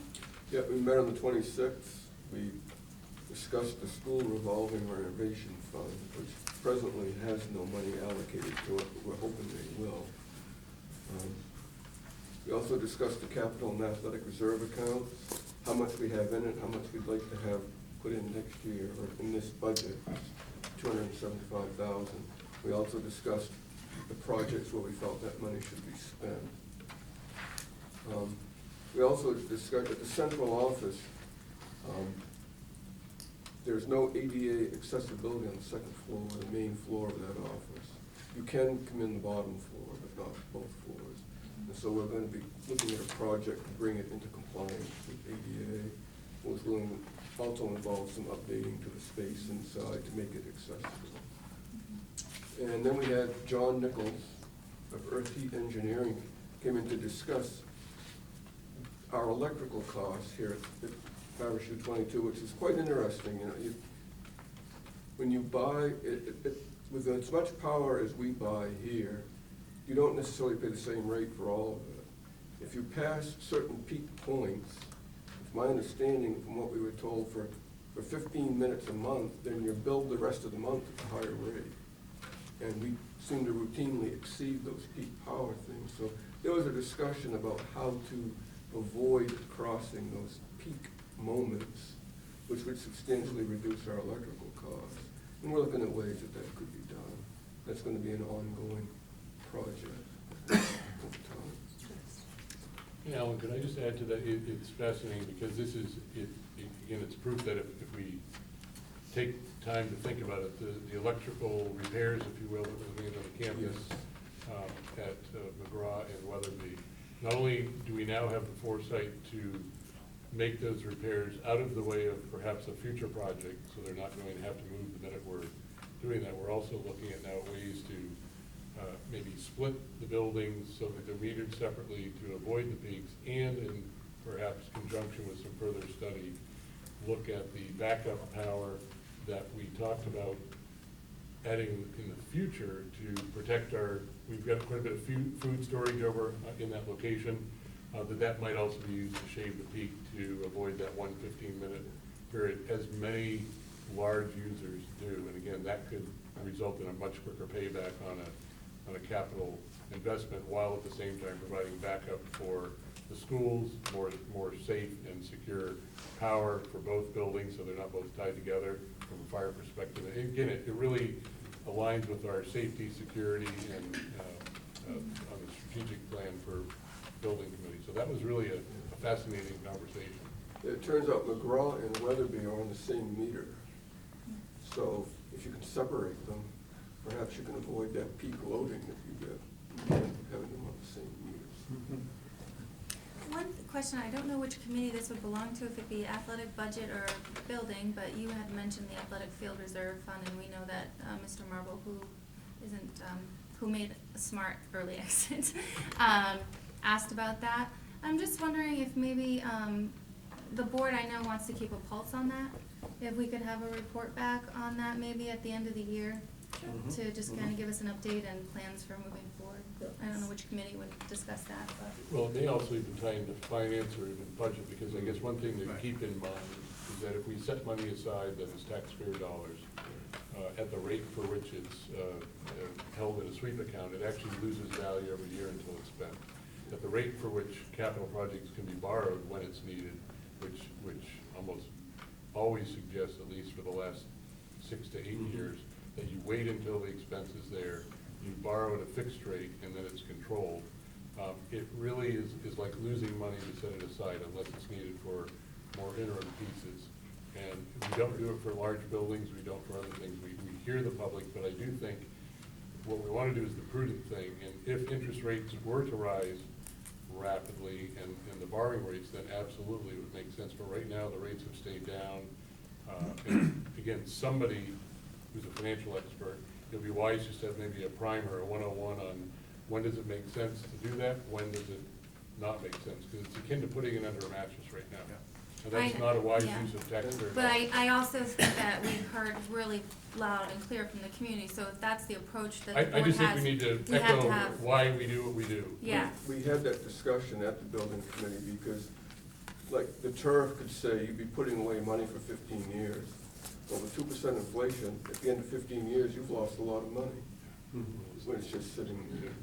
But we also need to stay on front of it because we've also said that we were gonna be doing a signage campaign and all these other steps. On the other side, we're still thinking about that, That's just right. not as an actual, maybe not as much as a reserve account, but maybe a Right. signage campaign. So we're thinking of looking at ways to have the money there when it's time to build the turf, Correct. but not so much as a capital reserve. Right.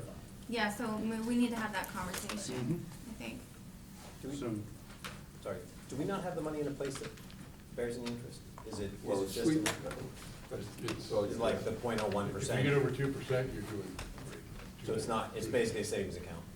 It's a little bit better, but not a whole lot. Okay. Okay.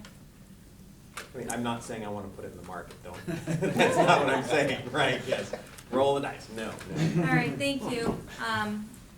Education Committee did not meet tonight, so no updates since last meeting. Okay. Policy Committee, do you have anything, Joe? Yes, so we had a very busy meeting last month on April 9th, and certainly we have the notes. There's various policies that we suggested to go forward, and we'll be talking about those in a little bit. A couple of things that we did talk about that we're going to continue talking about was the policy regarding well, cash in school buildings, and that was something that came over from the Finance Committee, and we're gonna be doing some editing and taking another look at that. And then just in general, one of the things that, last month the board asked us to look at were public concerns and complaints. And so we started the conversation on that, looking at a draft that Bangor had used. I think that's something that we're gonna be talking about over a couple of different meetings, because there's a lot of moving parts and a lot of issues there. And Mr. Lyons is gonna be putting together various policies from other schools and also some of the, draft policies that the state has. One thing that we talked about was that, as we, a good example of that is finance, is that we know that finance and other committees are looking at policies that are within their purview. And the policy committee basically came to the conclusion that if, again, let's say the finance or behavioral review, if they look at a policy and they're just reviewing it, and they don't have any suggested changes, so they're just like, yeah, we looked at it, looks good, that we think it would be appropriate to note the review date, update the review date. But if, there is a suggestion of a change, then obviously that comes to us, and then we can, look at it and decide whether or not to bring it up to the board or not. But if the committee looks at it and doesn't make a change, then we think that it would be appropriate to note that in the review date. So that we're trying to get more consistent with our review dates, so that, because some stuff looks like it's 30 years old and hasn't been looked at, but we don't think that's accurate. So that's one of our things that we want to let the board know. And the other ones, like I said, we'll be talking about in just a couple of minutes. Thank you, Joe. UTC, Alan? And we met on the 15th of April, and point of the meeting was to have the second reading and adoption of the budget. That was the end of the meeting. I think it was around, it said 2.9 something million was the total budget. And with the UTC, the other thing too is after April vacation, they're pretty much winding down their year, finishing things out, so there won't be much more. Behavioral review? We met on the 25th. We had a wonderful opportunity provided to us by Cindy Carlisle to look at all kinds of quarterly reports, data information that she collects and submits. So we looked at attendance, bullying, chronic absenteeism, graduation rates, suspension, and truancy for 17, 18, and then up to date for this year. So it was a first kind of like flush in terms of really looking at the data. I would like to compliment our elementary schools on improving with all of the outreach that you've been doing with parents. The attendance rates from last year to this year are improving, and so what you're doing is working. Keep going. That was really an exciting thing to see. Also, Mary Ellen Seymour provided some information on physical restraint, physical escort, and seclusion data that has to be submitted. So we're going to be adding that to our review structure, and all of this is going to kind of form the baseline for going forward and looking at where we are on each of these issues. Cindy offered to dig down a little deeper and get some answers to questions that some of the committee members had, and she was just absolutely wonderful in making herself available to us so that we can understand what it is that we're dealing with. And we did talk about JH policy, which is student absences and excuses and tardiness, and student absences and excuses. And we did this because of the concern that Lucas brought to the board meeting relating how tardiness is handled. And a question that I had was, well, what are the regulations? Well, there really were none. So Mary asked the administrators to put together a description of how tardiness is handled at each of the schools, which they did, which was very valuable. So that will be incorporated into what we discovered we need to do, which is, according to state statute, school boards shall adopt rules to carry out the attendance chapter in state statute. So Superintendent Lyons is going to look at what is out there and come back with some suggestions for us. So there was robust discussion around the whole issue of tardiness and the consequences for that, and we're just going to continue that discussion. We developed the agenda for the May 23rd Dropout Prevention Committee meeting. That has a robust group from K-12. We have members who are really interested in discussing this and developing a plan to address prevention. So we will be meeting on the 23rd. Anyone is welcome to join us at 6 o'clock in the conference room. And on Monday, the 29th, we had a behavioral review meeting to go over 2 student reviews. One was an update and one was a new student review. Thank you, Marianne. Education Foundation, any updates on that? We have Rick, none that you here. guys see? No, we have none. Spruce Board, Amanda is not here. I'm assuming nobody knows what's going on with that right now. Okay. Wellness Committee? No report. Nothing. Community Relations Committee? We met on April 17th to get the survey for the start of school year survey finalized. Nate sent out a school messenger before we adjourned, and we got responses. We'll talk about the results later in the meeting. Thank you, Lester. And I will say that when I agreed to be chair, I thought it was gonna be under the guidance of my predecessor. So I will miss his I made it to his one meeting. advice. So that's how we roll. Great. So policy considerations, Joe, I'll hand this over to you. So I think the first one we have is the second reading for DFDA, free admissions at Hampden Academy. As you might recall, this was a recommendation from the athletic committee last month. The school board passed it, first reading. No changes were made to the policy, so I would move that the board accept the second reading of DFDA, free admissions at Hampden Academy. Second reading and adoption. Second Just- reading and adoption. Thank you. Great. Any questions? All those in favor? Any opposed? Good. Thank you. The second one that we're looking at is JLCDA, which is a revision of the medical marijuana in schools. And the reason why this revision is being proposed is that there was quite a bit of change in the state statute regarding medical marijuana last year. And in terms of particularly with designated caregivers and the ability to come to school and that sort of thing. And so basically what we've done is try to make the policy actually reflect what the current statute is. Of course, legislature's still in session now, so we might be back here in 6 months. But this is at least what was passed last year.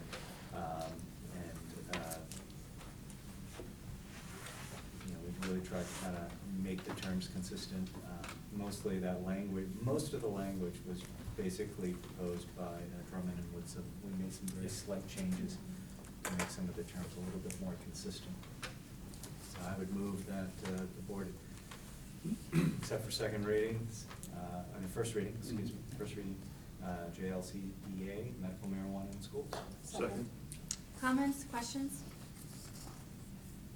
All those in favor? Anyone opposed? And the next one that we discussed was JK student discipline. And this was proposed coming up from the Behavioral Review Committee, making some changes and further reflections to kind of show what's anticipated in state statute in terms of what school boards should be looking at in terms of discipline, and particularly looking at, I think it's restorative, yes, restorative justice, restorative interventions. So in that one, we did look at over a couple of months to make sure that we were listening to everyone and really kind of reflecting on, there's a difference between student discipline and then emergency interventions that might be needed, which is a separate policy. So I would move that we accept the first reading, JK, student discipline. Second. Great. Questions? I have one. What evidence-based practices are we currently using? What evidence-based practices, that's a good question. Would our principals like to chime in on that, to help me out, or Mary? What evidence-based practices are we currently using relating to student discipline?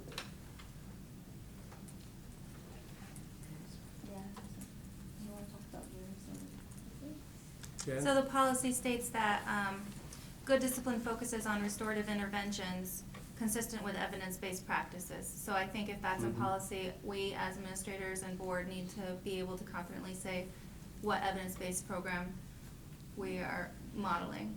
I think I can speak to that a little bit. I'll just give you a hypothetical example. Let's say there's a suspension or something for a student.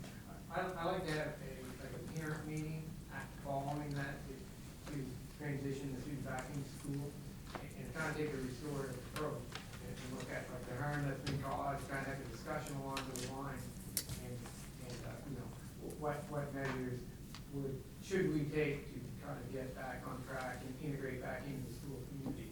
So I think, like it's restorative in the theme, right, like that type of practice. And so I'm an advocate for that. I think that's a good practice. Okay, thanks. Don? I think Mary Ann could certainly correct me here, but what we talked about a bit at the committee was there was certainly some discussion, and Regan, you might recall, particularly talking about, I can't remember her name, but the social worker who, won the Kelly big award. O'Brien. Yeah. Kelly. Yeah. And so there was a lot of discussion about, basically using a lot of things that Kelly was talking about, Mhm. During her presentation, and that being based on evidence-based. Yep. It's also, it's the language that's been lifted right out of state statute. The state statute is asking for the discipline to be based on evidence-based practices rather than tradition or the way we've always done it or that sort of thing. So, and I believe the more we have discussions about it, the more we'll see. And that was one of the goals of the Behavioral Review Committee was, okay, so I think these things are already happening. Let's have a discussion, a survey, whatever, about what's actually out there being done. And certainly, Dr. Glenn Cross just gave us one example of how that's being done, so. Don? But that's, Oh, sorry, Mary. no, I just want to say that language is just reflective of state statute, what's in state Oh, statute. thank you. One of the things that we also subscribe to is the PBIS model, where we want to recognize students for doing the right thing. Because especially at the middle level where they're still developing, they also have a very strong sense of right and wrong, even though they may not always see it within themselves. We want to be able to encourage that periodically, so we try to recognize them periodically, but not just their behavior, but we look at even smaller choices ranging from, a student knocks a book off the table, and the student comes over and picks it up for them, all right? Just to be able to recognize that in the short term, but also on a larger scale as well. So I do believe in restorative practices that when a student does make a mistake, we always talk about how you make it right. So yes, there could be a consequence, but it's more about the dialogue that goes along with it more than anything else. So I just asked that because there's a lot of evidence-based programs, including restorative practices, and there's trainings and certifications that you can get for staff, so it's a sustainable model. And I feel like if we're putting it in policy, we then have a responsibility as a board to support those programs. So that's why I'm asking that. Mary? So we completed our staff development survey, and that came up as a topic of one of our foci for next year, if you will. So we are investigating some kinds of trainings and looking at various ways we can start to build better capacity. Great. We'd like to support that, given this policy. Okay, sorry, okay, Rob. And just a question, it probably lives in another of our myriad of policies. This is punishment, not, so the question, we've stricken the terms reasonable force to restrain. In the event of a disruption, have we in some way created a situation where now a teacher, maybe not under this policy, is being considered using physical force, not reasonable force to restrain, to, I'll just say, escort a disruptor to a different learning environment, or that, could we be opening that up? Are we taking away a tool from the administrator? That's a good question, creating Ron. a situation that creates a problem, or does it live in another policy so that someone has a reasonable right to at least even nudge, whatever you want to call it? I'm afraid to even use any terms right now. It lives in another policy, and I'm gonna ask Lynn, we have a restraint policy. Matter of fact, that's the report that Mary Ann mentioned that Mary Ellen Seymour reported to the committee. So Lynn, can you just address the restraint policy, or Mary Ellen, one or the other? I mean, we have a policy and regulations. Right. It's very specific, came right directly from Governor Woodson. Right. And that deals with that very situation, or at least that is in one of the situations, okay? And that gets back to Karen's point about training associated with that policy as well. Absolutely. Yeah, great. Good No, that's question. fine. Thank you. We discussed that, That's Rob, right. to make Yeah, sure that we weren't getting rid of I was gonna say, I mean, something that wasn't necessary. it doesn't belong in punishment, but there has to be a way to, Good question. escort. Any other questions? Okay, all those in favor of first reading? Thank you. Okay, we're gonna go into old business. I'll hand the floor over to Heath, our vice chair, to discuss the superintendent evaluation. So in your packet, we have a paper version of that superintendent evaluation. I'm assuming most of us will probably want an electronic one sent to you, so Gloria can send that out. I'll do that.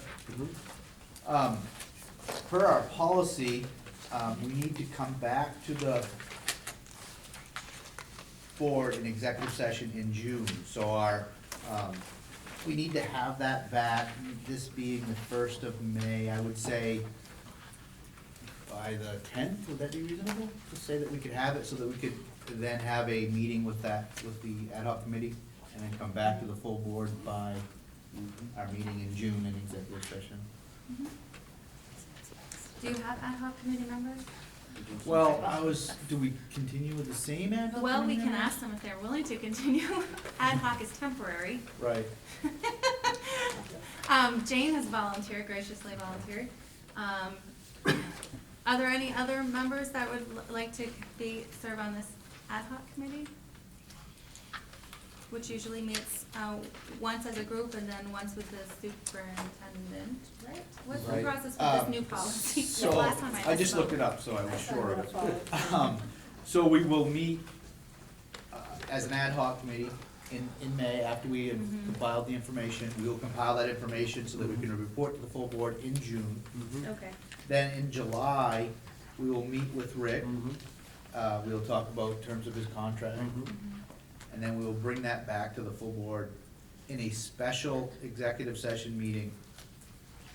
One agenda meeting. That will be the only item on our agenda for that meeting. Will be an executive session to discuss that Okay. at the full board. I bet Amanda And will vote be, that. I bet Amanda I will was just do gonna say, I that. think Amanda. We'll Put sign her it. down. Okay. She's not here, volunteered. we can all in favor of Amanda? Was on that was. Heath, would you want to return? The 10th. Yeah, just so you all. Yeah, see, nobody else has left except Can we do me. the 10th just seems early, I know that. The 15th? Could we do the 2 weeks from tonight? Yeah, we can do the 15th, and that, yeah, 15th because of May? then we can, Yeah. yes, and then we can get Yeah. together between the 15th and the 1st of June. That's Okay. gonna add up. Do That'll still 15th. give us time. Is that all right? Yeah. Are you on the ad hoc committee? I'm not. No, he's going to Disney or Well, something. maybe you should be. Now keep in mind here, the obvious maybe is I'm the guinea pig on this, so what you don't like this come July and August, that you can make modifications so that the person that succeeds me, that you can have that well manicured. Is this the version that we already revised? Yes. Yes, yeah. So do May But we're gonna 15th, get it Amanda and sent Jane. electronically. And you would have that at what, Yes. 6 o'clock or so, prior to the special budget review? We already got a meeting at 7 that night. What do you, No, he just wants the No. responses, not the ad. yeah, we'll Yeah. get together. I want to spend time. Yeah. Yeah, Yeah, no, wouldn't it? not the ad. Yeah, completed The 10th evaluation. is a little early. We'll send it out tomorrow with a due date to be returned the 15th of May. No meeting, just return the evaluation. You can tell we haven't been in school in a while for complaining that May 10th is too early. Well, it feels really close, I don't know. All right. We spend more time in high No school judgment, now than no we did when we were in judgment. high school. Yeah, exactly. All right, I'm gonna hand the floor over to Lester to talk about the survey results. Chair, could I just ask one amendment Yeah. on the clarification budget? Did we promise to have the draft summary online, like tomorrow, for folks to see, for those present at the budget, so that it's out there in advance of the meeting of the 7th? Is that what we talked about, or having it available to folks? I know you sent it around to the towns, but will that be online? I know that probably some of the board members may want to look at that as well, or have an email sent through. The answer is yes. Yes. I wasn't, Can't remember how we. sure that we committed to a day, I but we don't did either. commit to the point that people needed time to see it, and that's part of the reason we wanted to release it early, so that you Yeah. all could. And the minutes are in process right now, being completed as a draft. Draft minutes, So I was hoping to get that package done and to folks. So, let's aim for tomorrow, and that works. So just fine. you'll email the budget to us then, the draft Yeah. budget? Great. Thank you. All right, Lester. All right, so up on the screen, Nate has the results. I'm not going to dig into this too much. We got the survey out. As I mentioned before, we adjourned our community relations meetings. We had close to 400 responses within 2 hours of the meeting ending. The question was randomized, just to reduce bias. The print copy was not, it just wasn't, time. Because of the short time turnaround, I didn't randomize the question. We can see, an aggregation of the results right there. And the 538 people filled out paper surveys, 1,000 filled out the Google Form survey. And Nate, could you go to the chart on there's a tab at the bottom?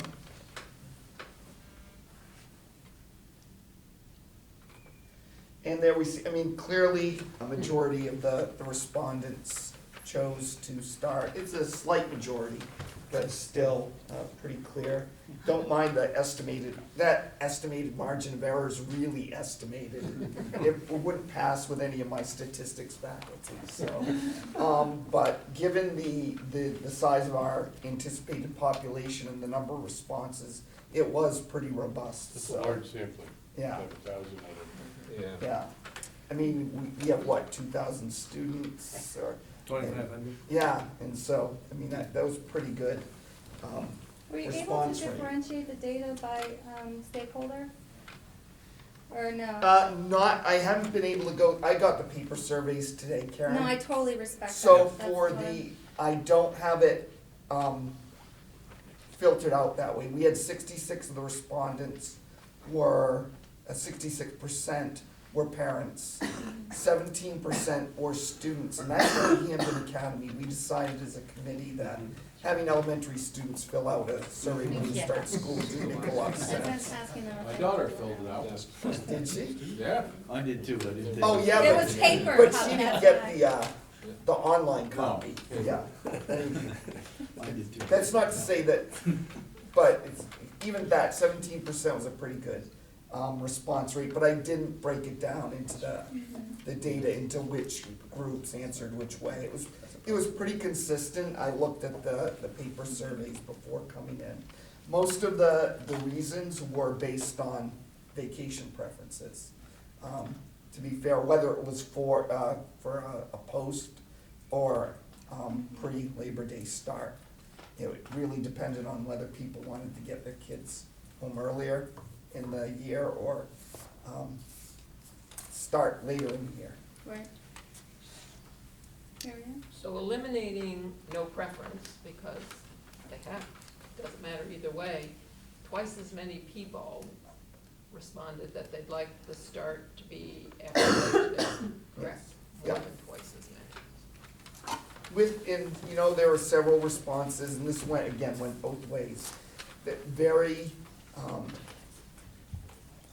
conditional responses. Some of the posts that wanted to start after Labor Day were, well, if Labor Day's on the 7th, then it might make sense, so it depends on the year.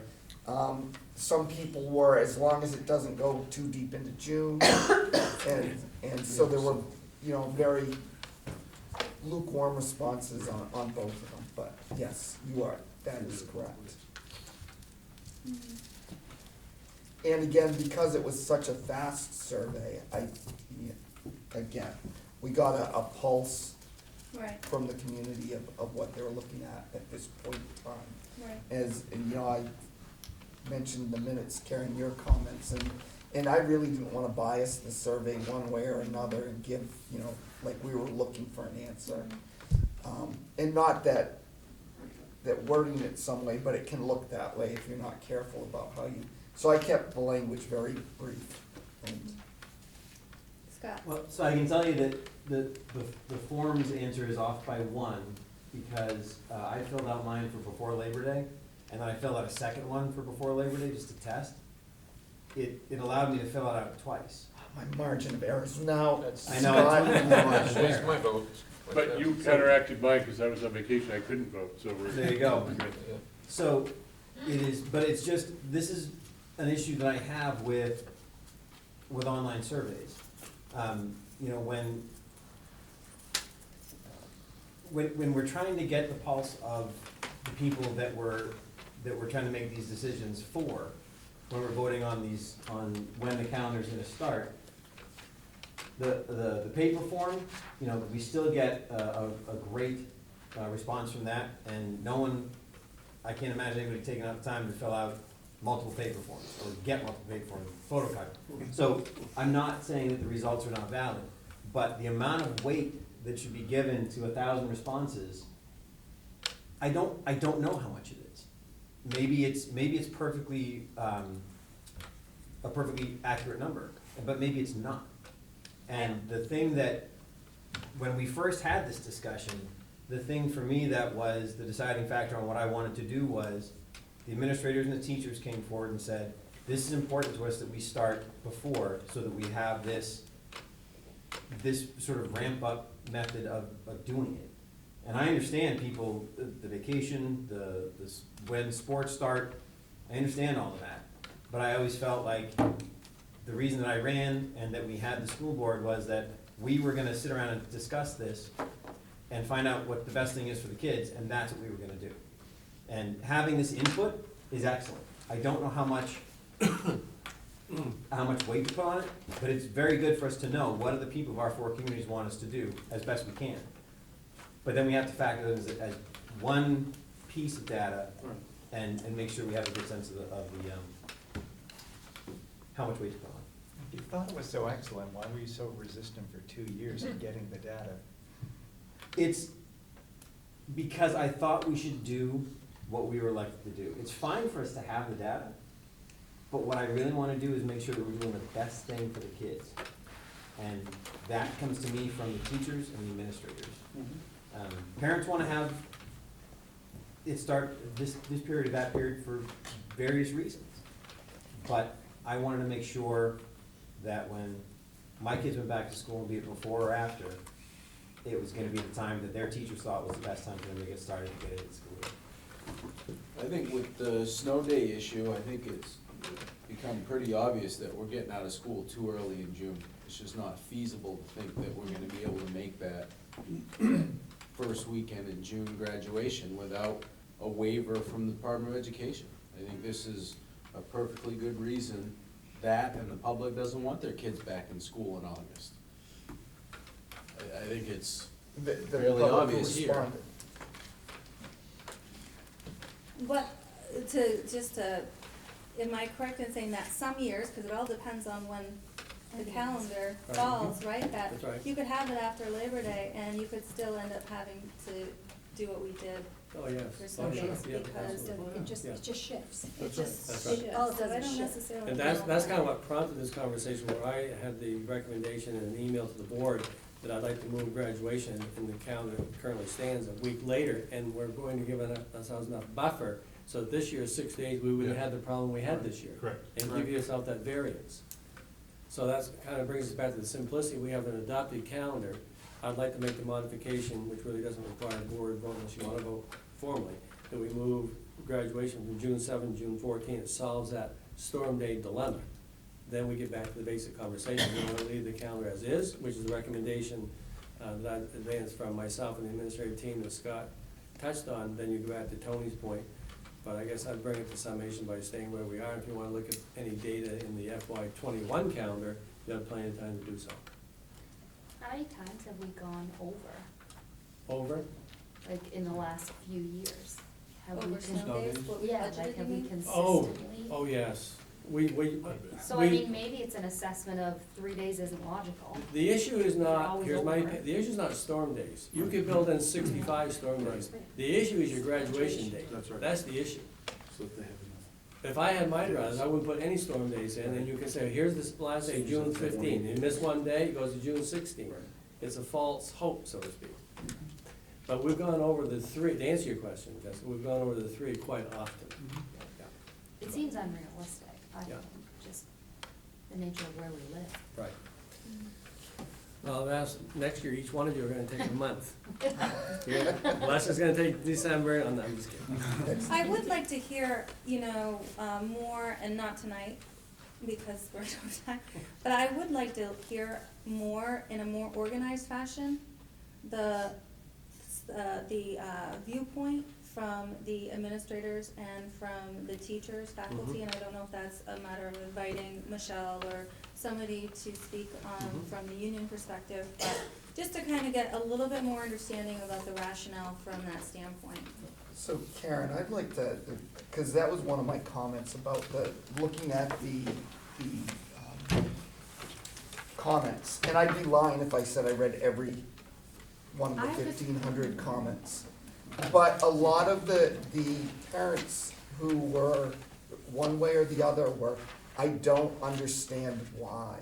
And so it seems to me that this is another place where community relations can come in and explain why the choices are made and why these are based on sound educational practices rather than the whims of the administration or the board.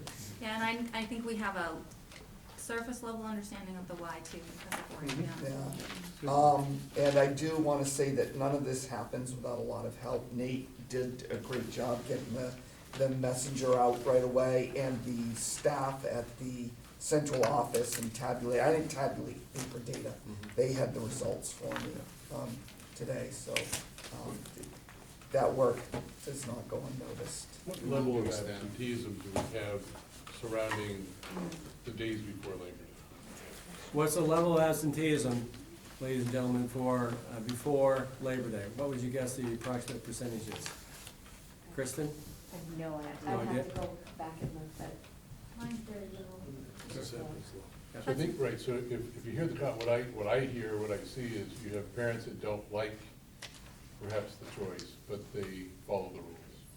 And I think we would be remiss not to listen to the public that sends their children to the schools. But to your point, I think to inform them of why, if it's a compelling reason, they also have their kids' best interest at mind.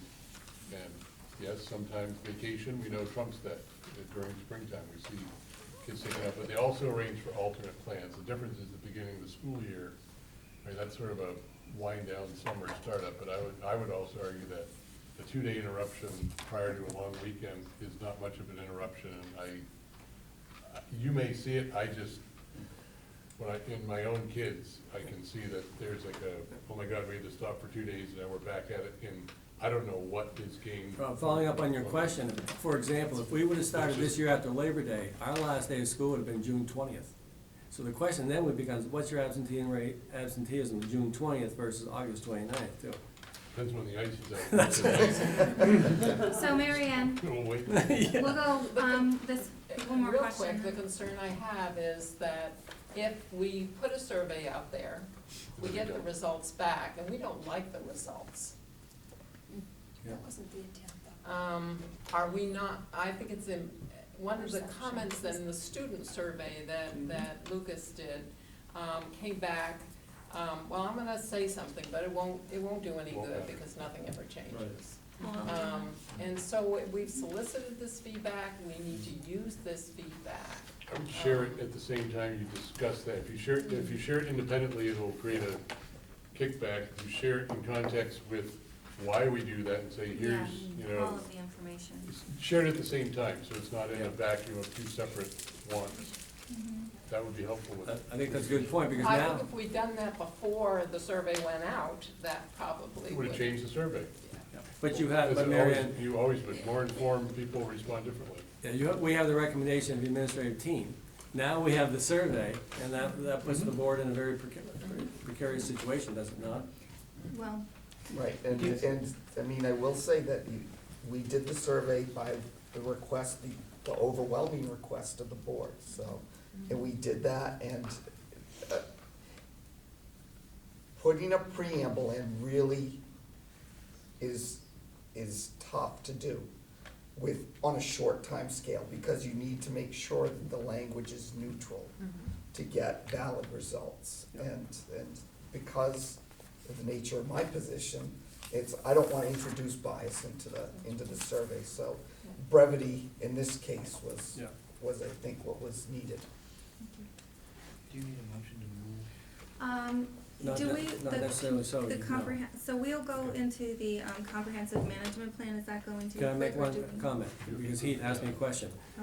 What I'm going to do, if the board blesses this without a formal vote, I'm gonna take the adopted budget, that's close, adopted calendar and move graduation from June 7 to June 14 with the defined purpose, just to get away from that issue we dealt with this year on the waiver. I object to that, Rick. We specifically talked about when graduation was going to be at the last meeting. I know Okay. you weren't there. Yeah. But that was brought up, we talked about it. It was part of the discussion for what the calendar was going to be, and when it was voted on, it was voted that Okay. the calendar that had that specific Then leave it graduation June date 7, but was if we gonna miss be 6 or that. 7 days, we're gonna be in the same situation, folks, this year, and you might not get the waiver, that's all I'm saying. So we would have to Or- reopen the calendar approval conversation is what I'm You actually, hearing. or you go on Saturdays, or you go an hour a day, whatever, so just know that up front. I think that was before we had the issue though, wasn't it? Before Yes. we had the issue of the last snow day that actually pushed us back one more day? Yes, that's No, correct. it wasn't. We had to do the extra hour. Right. We were in the midst of the extra hour. We- when that's we right. had the vote. Mhm. Yeah. It was that after we did the extra hour week, like, it was like on Monday, but we had the discussion. It was on the Yeah, Monday that we okay. then had the next snow day. I'm fine with that, I just wanna make sure that you understand from me that we'll leave the June 7th graduation date. But if we have the inclement weather next year that exceeds the 4 days, we will be in the same situation. I'll Did we guarantee you. budget for 4 snow days or 3? 3. So if you exceed the 3, you're in the same dilemma you're gonna be in this year. I would make a motion to amend the calendar, To to, be to, more to specific. move the graduation date back by 1 week. I To the second that. 14th. I move to amend the amendment to accept the draft calendar that we have listed in the minutes here, which has the calendar, which has the graduation date for June 14th. It has school starting the day after Labor Day. Do we have a second on the amendment? I'll second it. The Okay. graduation date is June 7th on this calendar? No, the one Joe's speaking about is The one that the, starts after Labor Day Right. and ends on the 14th. So we're talking two different calendars here now? He's asking to amend the motion that Heath made to, to adjust the start date to after Labor Day. Adopting the draft calendar that we have in our minutes. what Joe is saying, he We have two endorses draft it, that's right. calendars. So We from have a- one That's that right. we adopted, and we have a draft. That's right. One that says final, one that says draft. That's So right. what that does, it doesn't buy us a full extra week, it buys us 5 days, because we're sliding the start 2, but we're extending the completion 7, so it buys 5 extra days for snow, Yeah, to be clear. that's right. So to be clear, he's amending it, because Heath was just going to adjust the graduation date. He's amending the motion to propose that we adjust the entire calendar, so that the start date is September 3rd. September 2nd. Third. Third, September sorry. 3rd, and graduation is the 14th. Yes. Yep, that's exactly. what So I need a second on the amendment, You please. have I one. did, Mary I Ann. second. Yeah. Okay, any questions? By doing that though, are we putting ourselves in a predicament with the CTE and? No, because Bangor starts after Labor Day, Okay. and there are more schools that start after. So the motion that we're voting for is on the amendment, okay? If the amendment fails, the motion still stands that Heath made, and we will But- vote on that. Can I add to what you just said, Tony? Uh-huh. Regarding Heath's question, because our calendar is different than Bangor's because of in-service days, we could potentially have an issue where the calendar is aligned differently to UTC than we thought by moving it. I just wanna make that point. Could be. Okay. So we're voting now on this calendar to start after Labor Day. No, well, an That's the amendment. amendment, that's the Yes. amendment. That's the We're amendment, but I amending- thought we also wanted to get information again from the, No, we do, but this is not that's not the motion. okay. Okay, so you can vote no, or you can vote Well, I'm yes. confused by the motion, I guess. If the amendment passes, then we'll adopt this calendar. If the amendment does not pass, then we will just go back to my original motion, which would move Okay, it back. that's correct. Just one week. That's correct. Okay, so we have the amendment on the floor. Those, We have a weighted vote. Yes, we do, that's right, Tony, you're right. Okay, we have Okay. Jim, Rob, Jesse, Tony, Joe, and Mary Ann, okay? got it? right, and all those in favor, opposed to Opposed. the amendment motion? Scott, Les, I thought Scott resigned. Jane? He's an You're still active on member. board. Wow. See you later, Scott. That's bold, that's bold. He resigned, he's voting against my vote, so, I mean, come on. Break down the numbers. Yeah, but this is worthless. I will miss you, Scott. Please, Point, counterpoint, I love it. Can't wait to start missing the sound. as they calculate that, could I have a motion to extend the meeting until 10:36? Second. Yeah. All those Rob. in favor? That was a move. Any opposed? Wait a minute. Tony? That was just a motion Just to to extend the To meeting. extend the I'm meeting. sorry. But I have to record that too. Yeah, All right. so, I got it. You got it, okay. Expand the meeting We're doing the to, math over here. expand the meeting to. We're doing the math. All right, Ron.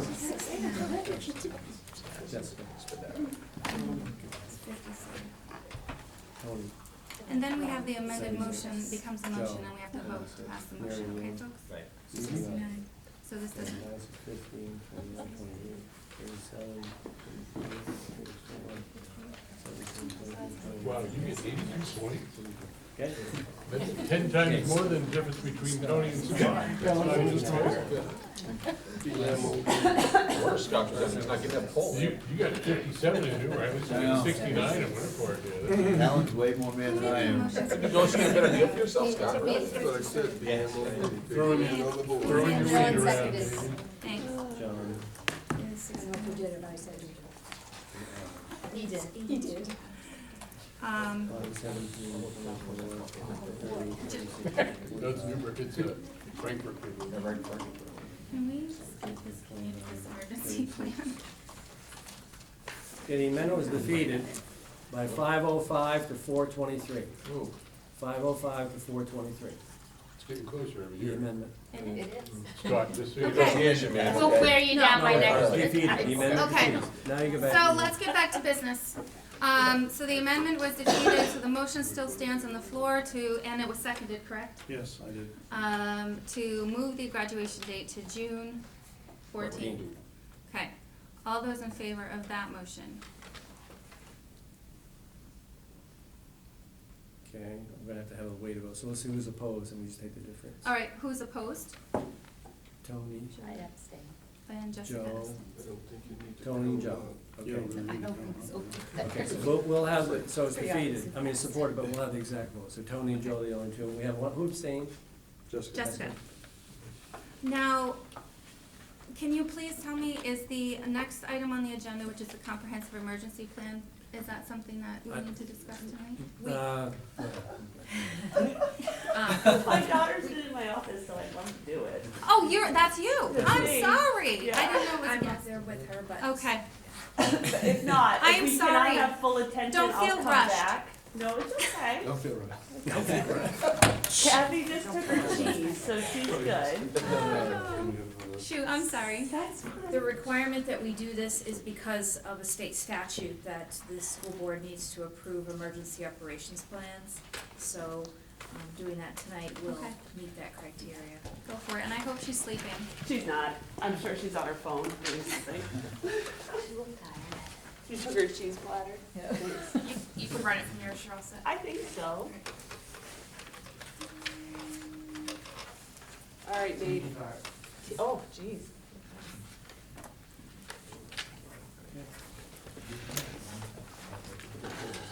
No, I'm doing that because my vision's my eyes get blurry. All right, it's only 5 slides. That's exciting. So, just in case you don't know who I am, my name is Brittany Lehman, and I am the Health and Wellness Coordinator, and I'm a part-time school nurse. One of my roles in the district, I do lots of fun things, but I also do a lot of school safety, and I feel like in the last probably 3 years, my job has morphed quite a bit into doing school safety. So, Regan and I co-chair the district safety committee. I also sit on our McGraw building specific safety committee. So what we wanted to do is bring to you an overview of what we do for school safety. We have specific building plans, but we keep those tight to our chest. That's an important thing that is building specific. But this is kind of an overview. There were a couple handouts, I believe. Were you able to get those out? Yes. Perfect. So there should be 2 handouts in your packet. I am gonna use just a few notes because I wanted to keep our slides concise, but I do have a little bit of information. So, you see prevent, prepare, respond, and recover. In the last couple of months, Regan and I have kind of adopted these 4 themes using the National Education Association School Crisis Guidebook. It is a wonderful document and template to kind of keep our information structured and to have some thought and flow into it. There is a lot that goes into school safety, and we'll touch on each of these topics. Do you have anything to add to that? What I'd like to add is that the state statute that we are meeting the criteria for tonight, there is a provision in that state statute that we do not need to reveal our literal safety plans because this is a public meeting. So we are not presenting those tonight. They are available, of course, if you would like to come by the office and view any of those plans. You will be asked for approval, and I want you to understand why you're not seeing them. Yeah, but we can walk you through them. Okay. So the first, this is small, so you have it in a little bit bigger model. I hope this looks a little familiar to you. When we did our strategic planning meeting, Rick sent out his vision in a picture form. So this is the WISC model, or the whole school, whole community, whole child model. It takes the ASCD's model and combines it with this old CDC model, and this is what I work off of in my role as the wellness coordinator. So in the center of the model, you can see our child's healthy, safe, engaged, supported, and challenged.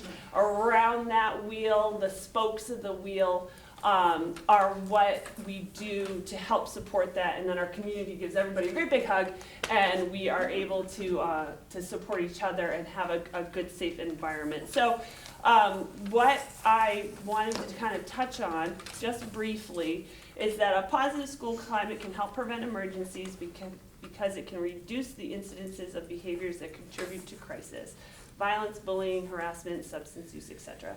Further, schools with a positive school climate engage students in developing strong relationships with staff and peers, increasing the likelihood that students will quickly report threats to trusted adults within the school. And that came from that crisis guide. Our positive school climate, off of those spokes, we have professional roles that support behavioral, mental health, and social services, a culture of safety and responsibility. We talked about our PBIS just a few moments ago. We have our level of concern work we'd have in our elementary schools. We have our heart team at the high school. We are doing chronic absenteeism work, which Marianne, you alluded to the great work Smith's doing. We do our bullying and suicide prevention, professional development, and you can see it in our RSU 22 mission and belief statements that we want to support our students along with our various policies that we have. So that's the prevention work. I don't know if Regan, you want to add any more to that? Well said. So then we have prepare. So we utilize, and this is part of your packet, is the general I Love You Guys protocol that was developed after a school shooting in Colorado. And this is a non-for-profit foundation that has helped us kind of take that overview and we break it down to our building-specific plans. We do drills. We have our fire drills. We do lockdown drills. In 2017, we did an evacuation with our staff. So to mirror what imagine what it would be like moving to the ski-in center and working with the folks over there for being able to log in and all that important work that we have to do when we get there, when we evacuate. Same thing down in Winterport. This year we've taken on tabletop exercises. They have been kind of fun in my weird little brain that I have going on. We set up a scenario, and in our district level safety committee meetings and at the school level, we walk through those scenarios. Some of the scenarios are kind of scary. Some of them are like the electrical pole blew over and we don't have any electricity at McGraw. Those types of things. It's a great way to kind of look at a variety of topics within that, like where our staff would be, what they need for support, what policies we have to set up, what central office will do. It's a great way to work through a scenario. Can you plan for every scenario out there? No way, but you can kind of get an idea of how it's gonna run. And then last August, we had an active shooter drill here at HA, which was a great effort between a whole bunch of entities. we had Penobscot County Sheriffs, we had the police department, you name it, they were outside in the slips, trips, and falls, every single meeting, and I am proud to say that our slips, trips, and falls were down for both students and employees this year. And then we also talked about wellness, and I know we had talked about the wellness committee. That was Wally's baby. Wally left, so I'm in the role that I'm in to be able to do the wellness, and we've integrated it into school safety, which has been lovely. Our community partnerships, we work closely with many agencies around, and I feel like we've really upped our game in the last couple of years, and working with our public safety folks, the sheriff's department, the emergency management folks down in Waldo County. We had a great conversation with them recently, and I think we're all really getting on the same page, which is wonderful. Again, our district policies that thank you for reviewing in the policy committee. There's a ton out there. We do know of a couple that need to be updated. And then finally, we're looking at developing memorandums of understanding. And it may seem silly when I first started doing this that we need to say to our public safety folks, you are gonna come and help us. But believe it or not, there's some turf stuff. It's all right, my husband does the SWAT team in Bangor. He tells me all about turf. And you know, we want to make sure that they're gonna come help us and we know what they're gonna be able to offer us. So we're working on kind of developing those because there's a lot of organizations out there, if we ask them, they will come and help us. So, I mean, just some easy examples, the Red Cross. We have a contact with the Red Cross who will come in and they will do that crisis management work for us, which is lovely. Just in closing, I would say that the comprehensive nature of our safety plan and our emergency operations, I would say, is significant. I think we've done a really nice job with the help of Brittany's leadership and our administrative team coming together routinely to make sure we're covering all the bases.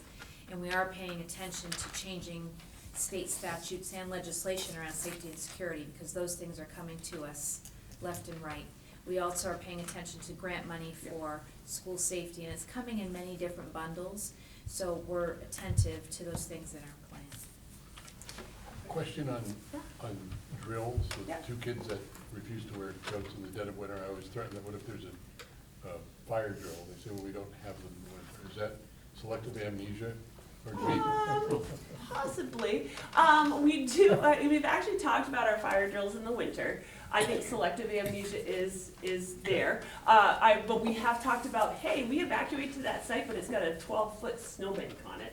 What are we gonna do? Which is So part that's of the planning process. Yeah, right? and that's part of our. That's why it's important to do it. Exactly. And that's part of our table talk too, is to kind of like walk through that. Yeah, it's perfect and it's, 70 degrees, if it's ever 70 in Maine again, but when it's 70 degrees and not raining, So yes, you're right, we should.